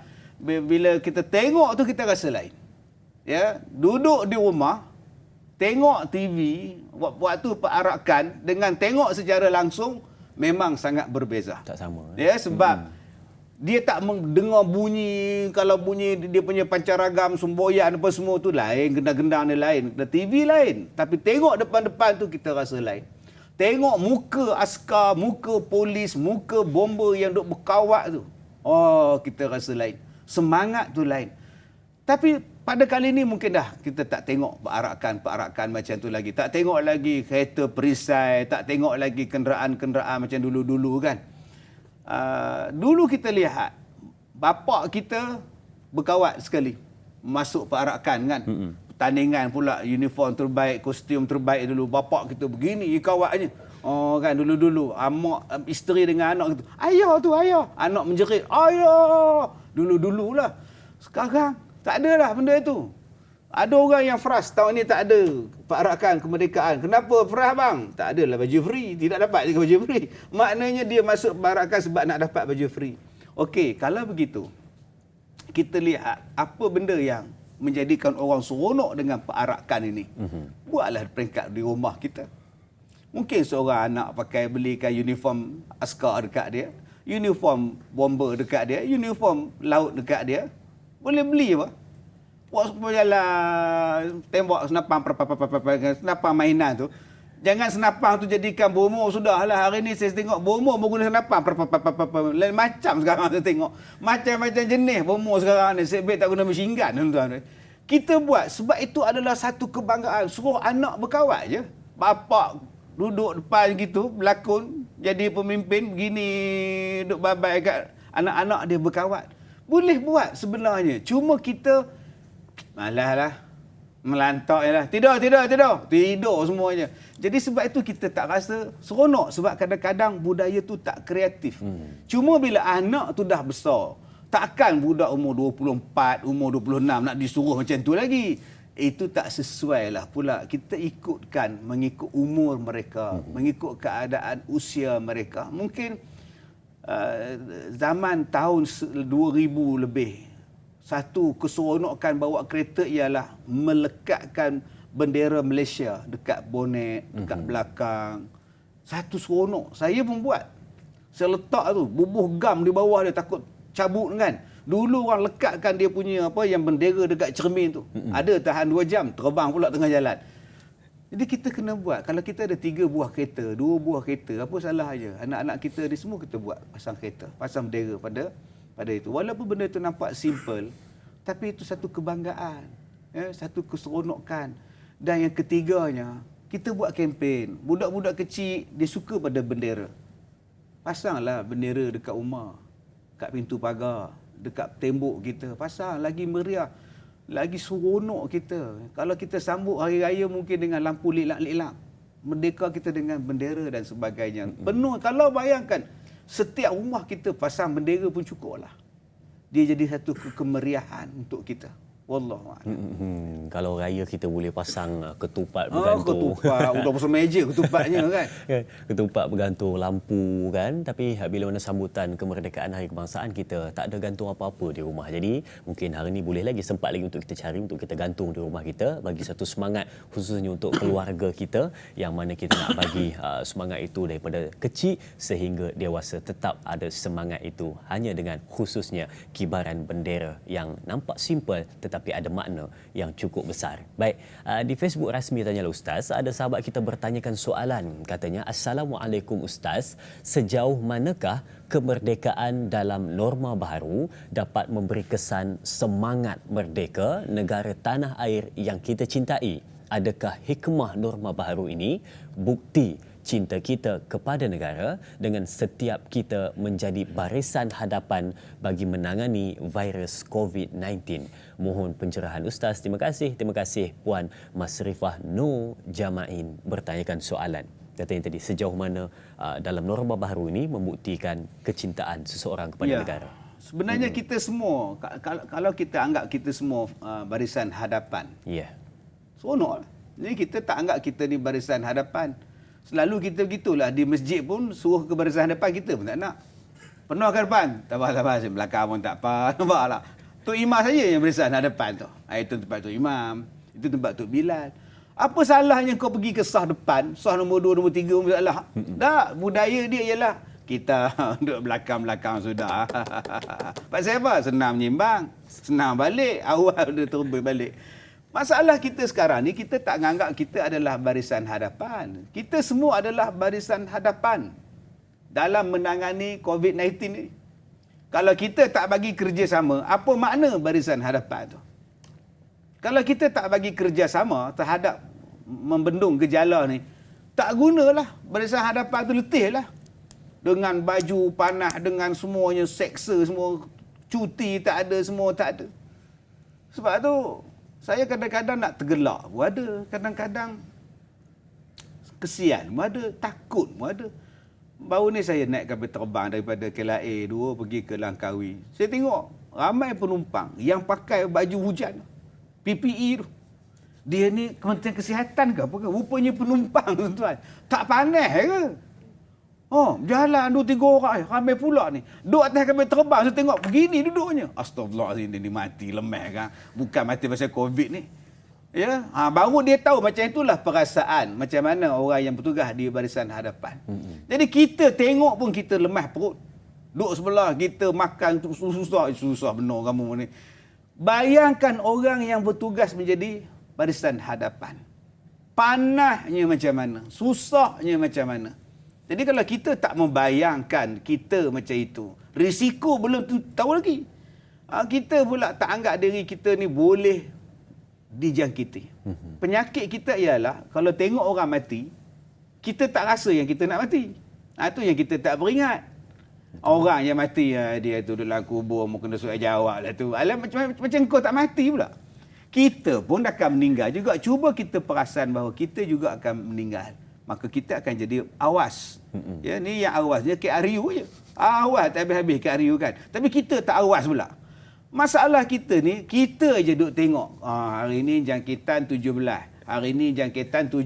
Kita tak pernah terfikir bahawa satu hari aku termasuk dalam angka jangkitan baru tu. Akulah tu. Bapa engkau lah yang naik 18 tu. Kita tak fikir macam itu. Sebab kita tak meletakkan diri kita sebagai barisan hadapan. Jadi kalau kita sebagai barisan hadapan yang mengambil langkah betul-betul di dalam semua aspek kebersihan kita, insya-Allah saya rasa benda itu boleh memberikan kebaikan dan dapat menjadikan penyakit ini cepat keluar lagi. Supaya kita balik kepada norma asal kita, itu lebih baik pada kita. Wallah. Betul, bila mana ramai yang menganggap barisan hadapan tu hanya yang di depan tetapi tidak memasukkan dirinya sekali, dia akan jadi satu kedudukan yang sangat selesa dan rasa tidak ada apa-apa. Tetapi bila mana membawa sekali jiwanya masuk ke barisan hadapan, dia akan menjadi seorang yang awas, berjaga-jaga dan sentiasa dalam keadaan berhati-hati dalam setiap tingkah laku yang ingin dilakukan supaya terselamat daripada apa-apa sahaja musibah, bala dan bencana, dan yang khususnya kita sebut tentang pandemik COVID-19. Baik, sidang penonton, bila kita menyebut berkenaan dengan kemerdekaan, pastinya akan ada yang terkesan dan juga terfikir berkenaan dengan bagaimana ada segelintir masyarakat yang bukan bersemangat untuk menghidupkan, memeriahkan hari kebangsaan, tetapi sebaliknya timbul satu perasaan dalam keadaan menghina. Menghina dan menyebut perkara-perkara yang tidak sepatutnya berkenaan dengan negara yang dia cintai. Jadi mungkin ada sedikit yang boleh disebut. Saya takut kempen cinta pada negara, cinta pada hari kebangsaan ini hanya satu golongan saja yang duk sambut. Ya, satu golongan itulah yang sambut. Kalau Pak Rak kan dia yang paling banyak pun. Dialah paling ramai pun. Sampai kita hari ini orang kita diajar tentang cinta kepada negara, sayang pada negara kita sampai dalam khutbah Jumaat. Dalam khutbah Jumaat pun disebut sayangilah negara kita, cintailah negara kita. Tapi saya lihat ada setengah-setengah dia tak peduli pun. Kita yang buat kempen, pasang bendera, cuba kita tahan kereta tengah jalan. Berapa banyak orang kita buat pesen tengok Bangsa mana yang pasang bendera, bangsa mana yang tak pasang bendera. Tang situ kita boleh tengok lah. Jadi sebenarnya kempen ni untuk siapa? Kempen ni untuk siapa? Dan peraturan ni untuk siapa sebenarnya? Sebab tu kita ada rukun negara. 1970 kita dah gubal dasar rukun negara ni. Daripada 1 sampai yang ke-5. Baliklah. Kalau kau kata kau tak nak pegang kepada undang-undang Islam, peraturan Islam, habis itu kenapa kau tak pegang kepada peraturan rukun negara? Rukun negara sebut kesopanan dan kesusilaan. Maknanya rakyat kita ni diajar supaya bersopan, bersusila. Bukan setakat bersopan seorang-seorang je, bersopan pada masyarakat. Berpakaian yang bagus, penggunaan media sosial yang baik, cakap yang bagus, jangan menghina orang, jangan merendahkan maruah orang, jangan resis dengan orang, jangan menjadikan kita ni tak bersopan dengan pakaian menjolok mata. Hari ni yang pakaian bersopan siapa? Yang pakaian menjolok mata siapa? Yang ni kita tak ambil tindakan dengan alasan ini hak kemanusiaan, hak individu. Kalau gitu tutup je rukun negara. Susah payah pakar-pakar menggubal rukun negara, salah satunya ialah kesopanan dan kesusilaan. Tapi hari ini orang pakai pakaian menjolok mata tu bebas. Ya, yang lelaki nak jadi perempuan, bebas. Saya perempuan, aku suka saya lah nak jadi apa pun. Tapi suara macam jantan kau. Jadi kita tak boleh cakap bahawa dia tu hak dia. Memang hak dia, tapi dia kena jaga hak satu lagi, kesopanan dan kesusilaan. Tidak sopan engkau berpakaian begitu di dalam media sosial. Tidak bersusila engkau itu memakai, menunjuk benda-benda yang tak elok. Jadi kita hari ini kita lupa kot tentang konsep rukun negara. Bagaimana rukun negara itu menjadikan kita ni sepatutnya lebih menghormati apa bangsa jantina, apa benda pun kita hormat. Bukan menjadikan kita boleh maki orang, ya, kita kok suka nak menghina maruah orang, menghina keturunan orang. Jadi ini belum merdeka lagi ni. Norma baru dalam bentuk kemerdekaan ialah hormat orang. Pakai yang bersusila. Sekarang kita lihat di Jabatan Kerajaan dia dah tulis dah etika pakaian bila berurusan di pejabat. Ini kena dah buat dah. Tak boleh dah nak masuk kenderaan awam pakai. Yang ni bila orang aba dia marah pula. Ya, tak boleh nak pakai benda-benda yang seksi-meksi dah. Ini tak bersopan. Kena ada benda-benda itu. Kita kadang-kadang duk minat pada orang Korea, kita duk minat pada K-pop dan sebagainya, tapi kita tak tengok pula budaya. Setengah-setengah orang di sana pakaian mereka macam mana. Kita tolak pakaian yang hak seksi untuk mereka lah. Tapi cuba tengok pakaian dia. Sayang pada pakaian kebangsaan dia. Sayang kepada pakaian. Walaupun mereka itu orang Korea, orang Jepun dan sebagainya, tapi tetap pakai tu. Sampai nak berjalan pun susah. Pasal apa? Pasal kesopanan. Jadi kita ni orang Malaysia, orang Timur. Jadilah ketimuran. Janganlah nak ke barat sangat. Kita barat macam mana pun orang tetap cakap, kau orang mana? Saya orang Parit. Itunya pakai macam ni buat apa? Jadi kalau Parit buat Parit lah. Kalau orang Ipoh buat Ipoh lah. Tak payahlah kita nak nunjuk yang kita ni nak jadi Amerika. Taknya jadi Amerika pun dengan sebab kita pakai menjolok mata ni. Wallahualam. Bila sebut tentang pakaian dan sebagainya, Datuk sebutkan sebentar tadi, kita ada soalan juga berkenaan dengan pakaian sebenar Hari Kebangsaan ni, yang sahabat kita bertanya di WhatsApp. Tanyalah Ustaz, dari Fifi Jailani di Sabak Bernam. Baik, soalannya, Assalamualaikum. Ustaz, dalam kegairahan orang menyambut Hari Kebangsaan, ada yang meraihkan dengan membuat bendera menjadi baju, tudung dan sebagainya. Ikutlah kupiah apa semua kan dia buat kan. Apakah pandangan Ustaz berkenaan dengan perkara ini? Ya, tak silap saya dulu dah ada peraturan. Bendera Malaysia ni boleh buat apa, tak boleh buat apa, dah ada peraturan tu. Jadi cari Ustaz Google lah. Ustaz Google boleh bagi jawapan tu. Google je. Bendera Malaysia dia tak boleh dijadikan diletakkan di tempat yang tidak dihormati. Di lantai, tak dalam tandas, pasang bendera dalam tandas. Itu tak boleh tu. Jadi begitu juga dengan baju. Tak boleh dijadikan satu bentuk baju yang boleh menjadikan orang kotor dengan baju, tertawakan bendera kita dengan fashion yang kita buat. Jadi mungkin kita boleh buat penggunaan bendera, warna bendera tu. Warna dia merah ke biru ke kuning ke, kita letakkan dalam bentuk jalur-jalur sebagai satu bentuk bendera sahaja. Tetap warna sahaja tapi bukan satu bentuk bendera. Jadi benda ni telah pun dibuat oleh pihak tertentu, jabatan tertentu untuk memberikan garis panduan mana yang boleh dibuat dan mana yang tak boleh dibuat dengan bendera. Termasuk saya rasa saya dah baca benda itu, termasuk dalam baju-baju pun ada hak-hak tertentu bagaimana bendera boleh buat dan tak boleh dibuat pada baju dan fashion tadi. Wallahu alam. Tadi disebutkan adalah kegairahan menyambut Hari Kebangsaan kemerdekaan yang ke-63. Mesti ada yang semangat daripada atas sehingga ke bawah menggunakan pakaian-pakaian kebangsaannya, tetapi patuhi jangan sampai dalam keadaan yang tidak baik dan juga menghina perkara-perkara yang kita lakukan. Baik, sidang penonton, kita berakhir di sini dahulu dan semoga kita sama-sama dalam keadaan bersemangat untuk menyambut Hari Kemerdekaan pada hari ini. Terima kasih diucapkan kepada Datuk dan terima kasih diucapkan kepada semua penonton setia. Tanyalah Ustaz, biar tahu, jangan keliru. Sekian. Assalamualaikum warahmatullahi wabarakatuh.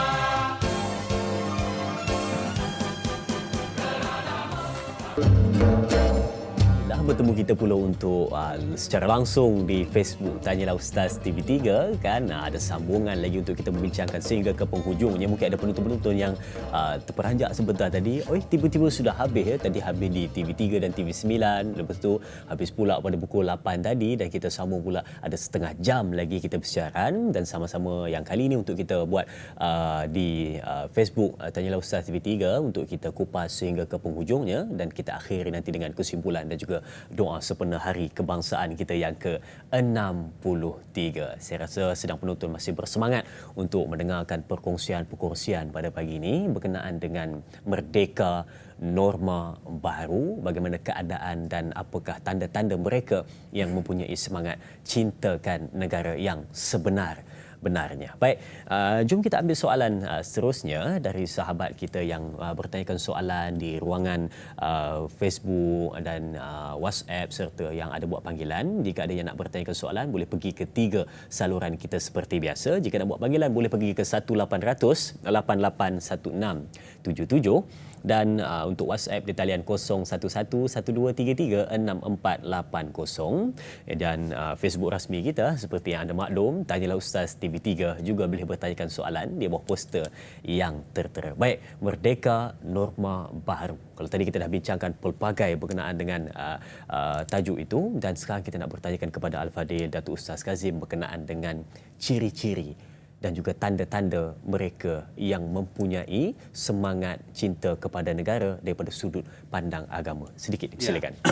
Jadi kita tengok tadi ayat yang saya sebutkan tadi tentang fasabbih bihamdi rabbika wastaghfir innahu kana tawwaba.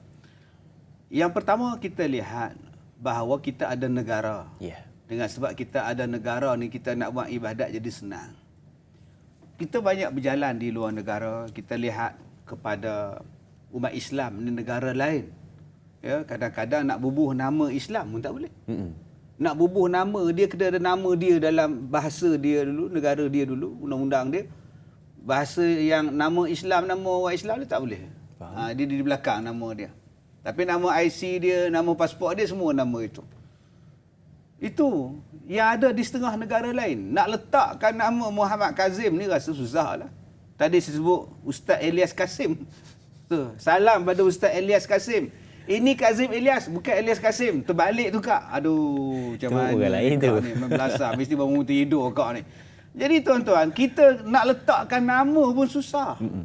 Hari ni bukan setakat di Malaysia, ni bukan setakat letakkan nama kita boleh sebagai nama seorang Muslim.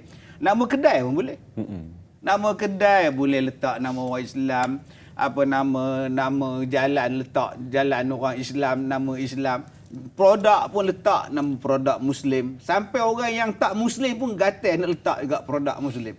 Dia letaknya bihun cak surau. Padahal yang buat tu surau tak nak datang. Sibuk buat bihun cak surau. Kita pun belilah, ya beli. Jadi tuan-tuan yang saya hormati, kalau kita tak sayang kepada negara kita, duk kutuk je negara kita, sampai bila? Kalau kita duk kutuk Malaysia di luar negara, engkau tak balik ke Malaysia balik? Tuan-tuan pergi umrah misalnya. Datang ke Bangla, Pakistan yang duk berniaga kedai-kedai tu. Malaysia bagus. Taklah, aku bukan Malaysia lah, tak main lah Malaysia. Oh, tak mengaku Malaysia. Habis tu kau nak balik ke mana? Pasport kau pasport Malaysia. Aku nak duduk kat Arab lah. Tobatlah home dia tak bagi. Engkau muka tak nampak muka je Arab. Jadi kadang-kadang kita tak nampak bahawa ini bumi kita. Susah payah kita pun sini. Ni sekarang ni pandemik COVID ni yang berlaku. Berapa banyak rakyat Malaysia yang duduk di luar negara sekarang ni yang semua nak balik. Yang duduk di Afrika minta nak balik, yang duduk di Perancis minta nak balik. Yang di China tu berapa banyak terbang buat balik rakyat Malaysia yang duduk di luar negara. Kenapa tak nak duduk di luar negara? Kenapa nak balik ke tempat sini balik? Balik semua yang duduk di Itali balik, sini semua balik. Sebab apa? Sebab ini bumi kita. Mak kita di sini, ayah kita di sini, keturunan kita di sini. Oh, tapi setengah-setengahnya bila sebut Malaysia tak jadi bangga. Bila sebut Islam tak nak jadi. Bila sebut tulisan Jawi pun tak suka, tapi nak balik ke tanah Jawi ni. Jadi janganlah macam itu. Ini bumi kita, ini tanah air kita. Engkau tak suka pun kau diam-diam sudahlah. Ini tidak, tunjuk pula, buat kempen pula. Bila jadi pandemik macam ni, sibuk nak balik. Kalau balik tu sihat tak apa juga. Kami di sini ni susah payah ni. Punya jaga penjarakan sosial ni, jaga semua. Kau balik pula, kau tak buat pula. Kuarantin wajib pula di rumah. Tak nak pula ikut peraturan pula tu. Dah macam-macam kluster pula. Kluster telaga lah, kluster perigi lah, semua yang ada sekarang ni. Sebab apa? Sebab ni cinta kepada negara. Jadi kalau engkau dah nak daripada luar negara, engkau nak balik ke tanah air, engkau hormati kami sendiri yang bersusah payah. Jangan kau langgar peraturan ni, gelang ni. Gelang pink ni pun, bukannya susah 14 hari je. Tolonglah jaga pada kami ni yang duk berkorban siang malam, jaga penjarakan lah, apa bala pakai topeng, nak sesak nafas ni. Jadi kalau kita tak sayang kepada tanah air, tak sayang kepada bangsa kita, kita akan merosakkan balik perpaduan yang dibina berpuluh-puluh tahun untuk membina negara Malaysia ini. Wallahu a'lam. Cintakan negara, saling menjaga di antara satu sama lain. Mungkin ada yang anggap tidak ada apa-apa, tetapi sebenarnya besar daripada untuk kita dan mereka semua. Baik, sebelum kita ambil soalan seterusnya, saya ada info menarik untuk sidang penonton berkenaan dengan lagu Negaraku. Baik, memang ada upacara formal, kita akan menyanyi, dan di sekolah pun kita menyanyi selalu dalam perhimpunan rasmi, dan memang kita hafal lagu tersebut, ringkas tetapi besar makna dalam kehidupan. Baik, kita sebutkan tentang pencipta lagu Negaraku, lagu kebangsaan Malaysia, iaitu Encik Saiful Bahri, yang mana disebutkan tentang sejarahnya diciptakan pada tahun 1957, dan lagu Negaraku dipilih daripada lagu rasmi negeri Perak, iaitu Terang Bulan, dan berasal daripada Pulau Mahir, Kepulauan Seychelles. Ia dibawa pulang oleh Raja Abdullah. Ia dinamakan Allah Lanjutkan Usia Sultan, seterusnya dijadikan lagu rasmi negeri Perak, dan kerajaan tawarkan RM1,000 kepada pengubah untuk mencipta seni kata menggunakan irama lagu negeri Perak.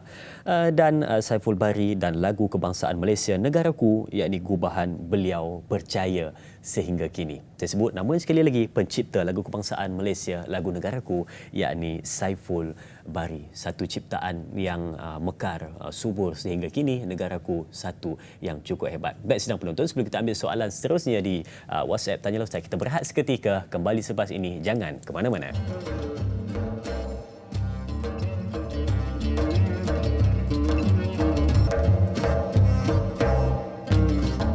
Alhamdulillah bertemu kembali bersama sidang penuntun setia Tanyalah Ustaz biar tahu jangan keliru. Selamat pagi kepada keluarga besar Tanyalah Ustaz, pencinta ilmu sekalian dan bersemangat menuntut ilmu, catat segala apa isi yang diberikan. Semoga apa-apa pun yang terbaik kita sama-sama sebarkan kebaikannya. Baik.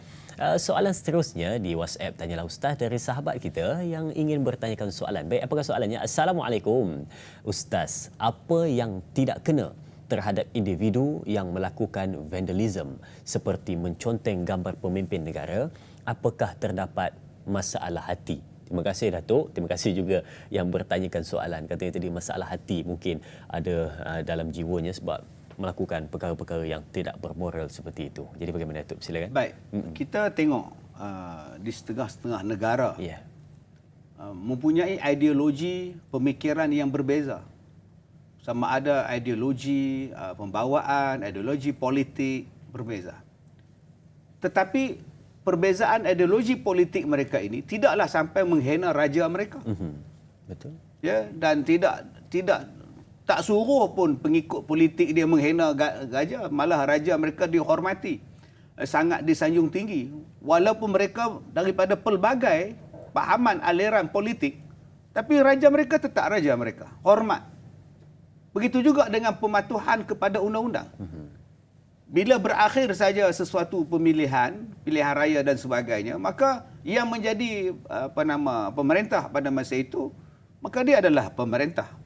Siapa yang jadi pemerintah, undang-undang akan dipatuhi.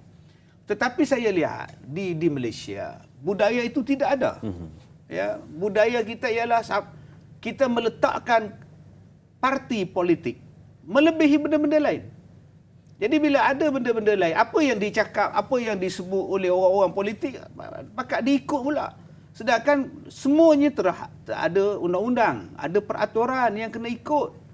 Jadi jangan kita bercakap itu, akhirnya kita mempengaruhi orang bawahan kita dan mereka menunjukkan apa yang diikut tadi, yang dicakap tadi dalam bentuk protes, vandalism. Jadi ini memalukan, sampai bendera boleh terbalik. Itu vandalism besar tu. Kalau menconteng gambar pemimpin itu juga satu vandalism. Vandalism yang sangat memalukan negara. Ialah menterbalikkan bendera Malaysia. Ramai-ramai pula. Tanya pada mereka, siapa yang suruh mereka buat? Sebab itu kita minta pada pihak yang berkuasa, tangkap orang ini, ambil tindakan siasat. Engkau terpengaruh dengan ideologi apa? Ambil pada orang yang mengajar ideologi yang macam itu. Jadi kita tak nak satu perbezaan di dalam masyarakat menjadikan kita berbeza dalam semua benda. Mungkin perbezaan pendapat politik ini hanya untuk politik. Tetapi dia tidak boleh melangkaui lebih daripada itu. Dihinanya sistem, dihinanya raja, dihinanya agama, dihinanya sampai tahap menghina Allah Subhanahu Wa Taala, menghina Islam, menghina Nabi Muhammad sallallahu alaihi wasallam. Ini vandalism juga. Kita selalu nampak vandalism ni rosakkan telefon, rosakkan tanda, rosakkan pondok bas, merosakkan kalimah Allah, kemuliaan Allah. Itu juga merupakan vandalism yang terbesar. Dan kita hari ini kita lihat benda tu dah tak apa, dia orang tak faham Islam. Bukan semua orang faham. Kalau tak faham Islam, jangan sentuh Islam. Kalau engkau tak tahu bahasa Islam, jangan hina Islam. Duduk diam-diam saja. Engkau cerita pasal buat engkau aja. Tapi dah tak tahu tentang Islam, tetap nak komen tentang Islam. Dan bila kita marah, kita pula dimarah pula. Dia orang tak tahu bahasa Islam, kau diam sudahlah. Kalau tak tahu bahasa Islam, duduk diam-diam. Jadi kita minta supaya kita menasihati semua orang supaya menghormati undang-undang. Namanya ialah kedaulatan undang-undang. Jangan kita hari ini buat satu benda yang salah, kemudian kita minta supaya orang tolong kita, defend kita. Kalau gitu senanglah hidup. Tak ada tanah, pergi ceroboh dulu. Kemudian bila orang dah bising, minta orang politik tolong. Jadi senanglah hidup. Orang politik, tak politik, ini salah. Kami tak boleh sokong. Engkau yang langgar peraturan, engkau yang melanggar undang-undang, kau tanggung sendiri. Jadi bukan kita orang politik hari ini nak mendefend orang yang salah. Ya, ini yang kita takut sekarang ini. Politik mengatasi daripada segala-galanya. Ya, bila dah mengatasi segala-galanya, di mana letaknya keluhuran perlembagaan, kedaulatan undang-undang itu? Salah, tetap salah. Betul tak betul. Siapa yang betul pun kena kata betul. Siapa yang salah pun kena kata salah. Di sinilah namanya letak cinta kepada Malaysia. Bukan yang salah kita kata betul, yang betul kita kata salah. Itu tak betul. Pastikan yang betul. Hujung-hujung tu pastikan yang betul dan kedaulatan biasakan yang betul. Biasakan yang betul dan kedaulatan undang-undang sebentar tadi patut kita patuhi bila mana sesuatu perkara itu bila mana kita lakukan pastikan tidak ada menyalahi mana-mana undang-undang yang telah ditetapkan, khususnya soalan yang ditanyakan sebentar tadi berkenaan dengan vandalisme, menconteng dan berkenaan dengan bendera dan sebagainya, kena berhati-hati. Baik, soalan seterusnya dari sahabat kita Aidin Muaz dari Masjid An-Nur, Temasya Glenberry, Shah Alam. Baik, soalannya, Assalamualaikum.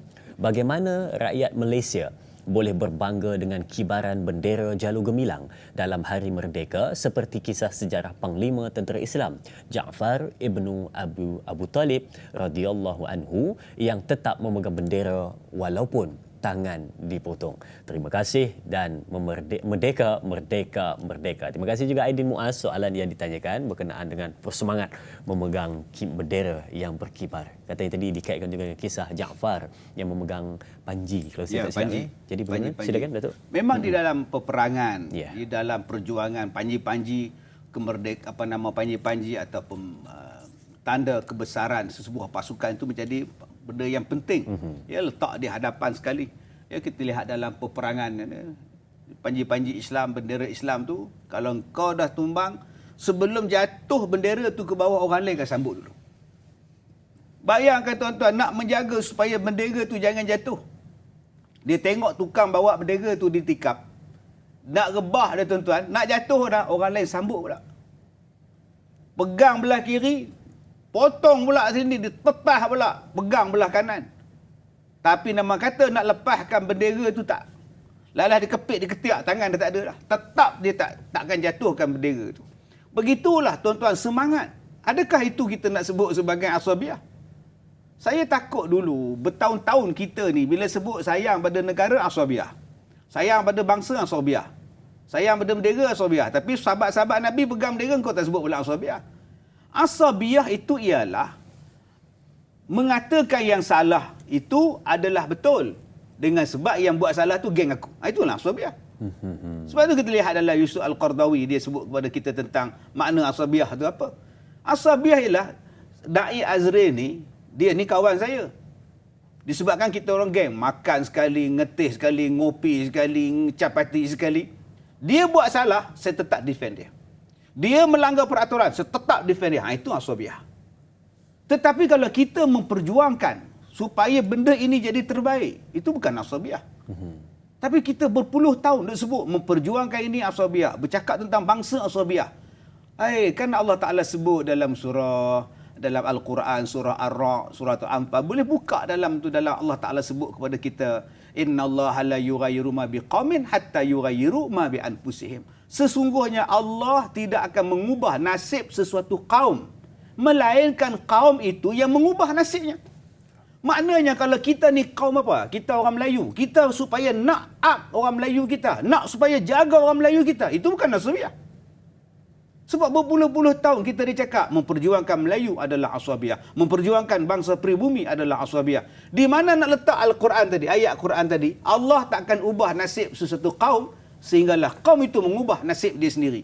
Maknanya kita boleh bercakap tentang soal kaum untuk menaikkan bangsa kau, tetapi janganlah sampai menindas kaum yang lain, sampai menidakkan hak kaum yang lain, sampai buat zalim kepada kaum yang lain. Ayat ini yang jadi salahnya. Sebab langsung tak boleh sebut tentang kaum, tapi bila baca Quran ada ayat tentang kaum. Bila baca sejarah ada kisah tentang bendera. Tapi bila kita sebut sayang bendera, kita cakap ini asabiah. Tapi kita lupa dengan sejarah Ja'far bin Abi Talib yang kudung kedua-dua belah tangannya. Di hari kiamat nanti Allah gantikan dengan baik punya tangan dalam syurga lagi kerana mempertahankan panji-panji Islam, bendera Islam itu sendiri. Jadi janganlah kita hari ini sikit-sikit asabiah, sikit-sikit asabiah. Cuma sekarang anda dah lama tak dengar asabiah kan? Dulu-dulu kerap benar dengar asabiahnya. Jadi tolonglah ya kita rasional sikit. Al-Quran tu luas, Islam tu luas. Jangan kita sempitkan dengan satu-satu benda yang kita nak paksa orang ikut fahaman kita. Wallah. Betul. Dan bila sebut tentang bendera sebentar tadi memegang dan tidak akan dibenarkan walaupun jatuh, tetapi hari ini bila mana kita pergi ke jalan ataupun ke mana-mana, mungkin kita ada ternampak bendera yang di jalanan mungkin terjatuh ataupun sebagainya, tolonglah ambil dan angkat, sebab janganlah dipijak, dilanggar dan sebagainya. Tetapi kalau tu tengah highway tak usah berhenti Lah, kena jaga nyawa tengah highway juga tak kan. masalah kan. Tapi kalau kita nampak kita boleh ambil, maka ambillah, angkat dan simpanlah sebaiknya supaya kita tidak jadi orang yang membiarkan bendera itu begitu saja berkibar di bawah, tetapi patutnya di atas diangkat dan diberikan suatu penghormatan kerana itu lambang kegemilangan sesebuah negara, bendera, panji-panjinya. Baik, sidang penonton, kita ambil soalan seterusnya di Facebook, di WhatsApp. Tanyalah Ustaz, dari sahabat kita bertanyakan soalan, katanya, bagaimana nak menjaga agama sekaligus serentak sekali dalam menjaga negara? Mohon pencerahan Ustaz. Terima kasih. Terima kasih juga kepada yang bertanyakan soalan. Menjaga agama, menjaga negara. Ya, alhamdulillah. Bila kita jaga agama, secara automatik kita akan jaga negara kita. Ya. Ya. Disebutkan kepada kita, ihfazillah yahfazka. Kalau kamu jaga Allah, Allah akan jaga kamu. Kalau kita tak jaga agama Allah, Allah tak akan peduli kita. Betul. Ya, Allah tak akan tengok kita pun. Kemuliaan kita ni datang daripada Allah. Tapi kalau Allah tak muliakan kita, macam mana? Bukankah disebutkan banyak ayat dalam Quran tentang akan dibukakan pintu rezeki, pintu keberkatan, walau annahum amanu wattaqau la fatahna alaihim, banyak ayat-ayat. Kalaulah penduduk dalam satu kaum, penduduk dalam satu negeri itu beriman dan bertakwa, akan dibukakan pintu-pintu rezeki, pintu-pintu berkat. Maknanya kita nak negara kita ini diberkati. Ya, kita nak negara kita ini jadi baik. Jadi kalau nak menjadi lebih baik, Allah Ta'ala sebut pada kita ada dua, beriman dan bertakwa. Beriman dan bertakwa. Jadi kalau kita lahirkan masyarakat yang beriman dan bertakwa kepada Allah, secara tak langsung negara kita akan diberkati oleh Allah Subhanahu Wa Taala. Menjaga agama, menjaga negara, jaga agama sebaiknya, kita akan jaga negara dengan sebaiknya dan Allah merahmati negara kita. Baik, sidang penonton, banyak benda lagi kita nak bincangkan, tetapi kita sampai pada kesimpulan pada hari ini untuk kita rangkumkan segala apa yang kita bincangkan tadi, jadikan sebagai nota penting untuk jadikan sebagai habuan penonton-penonton, bawa pulang dan sebarkan kepada sahabat-sahabat kita. Baik, silakan Datuk Ustaz untuk kesimpulan perbincangan kita pada hari ini. Merdeka Norma Baharu. Kita kena buat kempen besar-besaran. Balik pada bulan Ogos, kena buat kempen bersepadu. Untuk bulan Ogos adalah bulan kemerdekaan. Ya. Isikan dalam setiap TV, dalam setiap radio, di sekolah, di pejabat, di mana-mana sahaja pun, di situ ada Malaysia. Di mana sahaja pun ada Malaysia. Kita tak nak lagi dah benda-benda lain waktu itu didengarkan kepada bangsa kita. Kalau setiap tahun macam itu dah ditetap, macam mana kita tetapkan peraturan ketika SOP dan sebagainya, kita boleh tetap macam-macam dan kita boleh ikut, diterima sebagai norma baharu hari ini. Kenapa kita tidak boleh menetapkan satu benda untuk menyayangi negara kita dengan penetapan norma baharu, SOP yang baru tentang sayangi Malaysia, tentang menghayati kemerdekaan, menghargai Malaysia, bulan kebangsaan. Buat benda yang sama, insya-Allah tidak ada bantahan nanti, insya-Allah. Yang keduanya, marilah kita jadi hamba yang bersyukur kepada Allah Subhanahu Wa Taala. Ya, banyakkan beribadat, banyakkan kita bertaubat kepada Allah, mudah-mudahan Allah rahmati Malaysia. Dan yang ketiganya, kalau boleh, konsep kemerdekaan ini janganlah hanya ditujukan kepada suatu golongan, suatu bangsa sahaja. Kita berkongsi negara, semua orang kena galak, semua orang diwajibkan. Patuhilah rukun negara, hormatilah undang-undang, keluhuran perlembagaan, kesetiaan pada raja dan negara tadi. Kita letaklah 5 rukun tu elok dah. Awal-awal ni kepercayaan kepada Tuhan satu-satu, sampailah kesopanan dan kesusilaan. Ambillah rukun ni, kuasakan balik peraturan dia. Kalau tidak, sia-sia digubal, tuan-tuan. Jangan kita bercakap soal individu, soal hak aku je, habis tu hak orang lain. Jadi itulah yang telah disebutkan, kesopanan dan kesusilaan, kedaulatan undang-undang tadi. Mudah-mudahan diperkasakan lagi rukun negara kita. Wallahu a'lam. Alhamdulillah, itu kesimpulan untuk sama-sama kita dapat apa yang kita bincang pada hari ini, dan kita nak memberkati program kita pada hari ini dan kita nak bacakan doa sempena sambutan Hari Kebangsaan yang ke-63. Mari kita bersama sekali lagi dengan Al-Fadil. Datuk, silakan. Bismillahirrahmanirrahim. Alhamdulillahirabbil alamin wassalatu wassalam ala Rasulillah wa ala alihi wa ashabihi ajma'in. Ya Allah ya Rahman, Tuhan yang maha gagah lagi yang maha berkuasa. Amin. Tuhan yang maha penyayang, Tuhan yang maha mengasihani. Amin. Kepadamu-lah ya Allah kami memohon ya Allah. Ya Allah ya Rahman, kami memohon ya Allah. Amin. Berkatilah negara kami ya Allah. Rahmatilah negara kami ya Allah. Amin. Hindarilah kami daripada segala wabak dan penyakit, musibah dan malapetaka ya Allah. Amin. Hilangkanlah COVID ini daripada negara kami ya Allah. Berikanlah kesabaran kepada kami, kesabaran kepada petugas hadapan dan seluruhnya ya Allah. Amin. Mudah-mudahan dapat kami bekerja sama memberikan yang terbaik untuk negara kami, seterusnya menghilangkan wabak ini ya Allah. Ya Allah ya Rahman, istiqamahkan kami dengan menuntut ilmu, istiqamahkan kami dalam menghadiri majlis ilmu, istiqamahkan kami untuk beramal ya Allah. Mudah-mudahan kau terimalah segala amalan kami ya Rahman.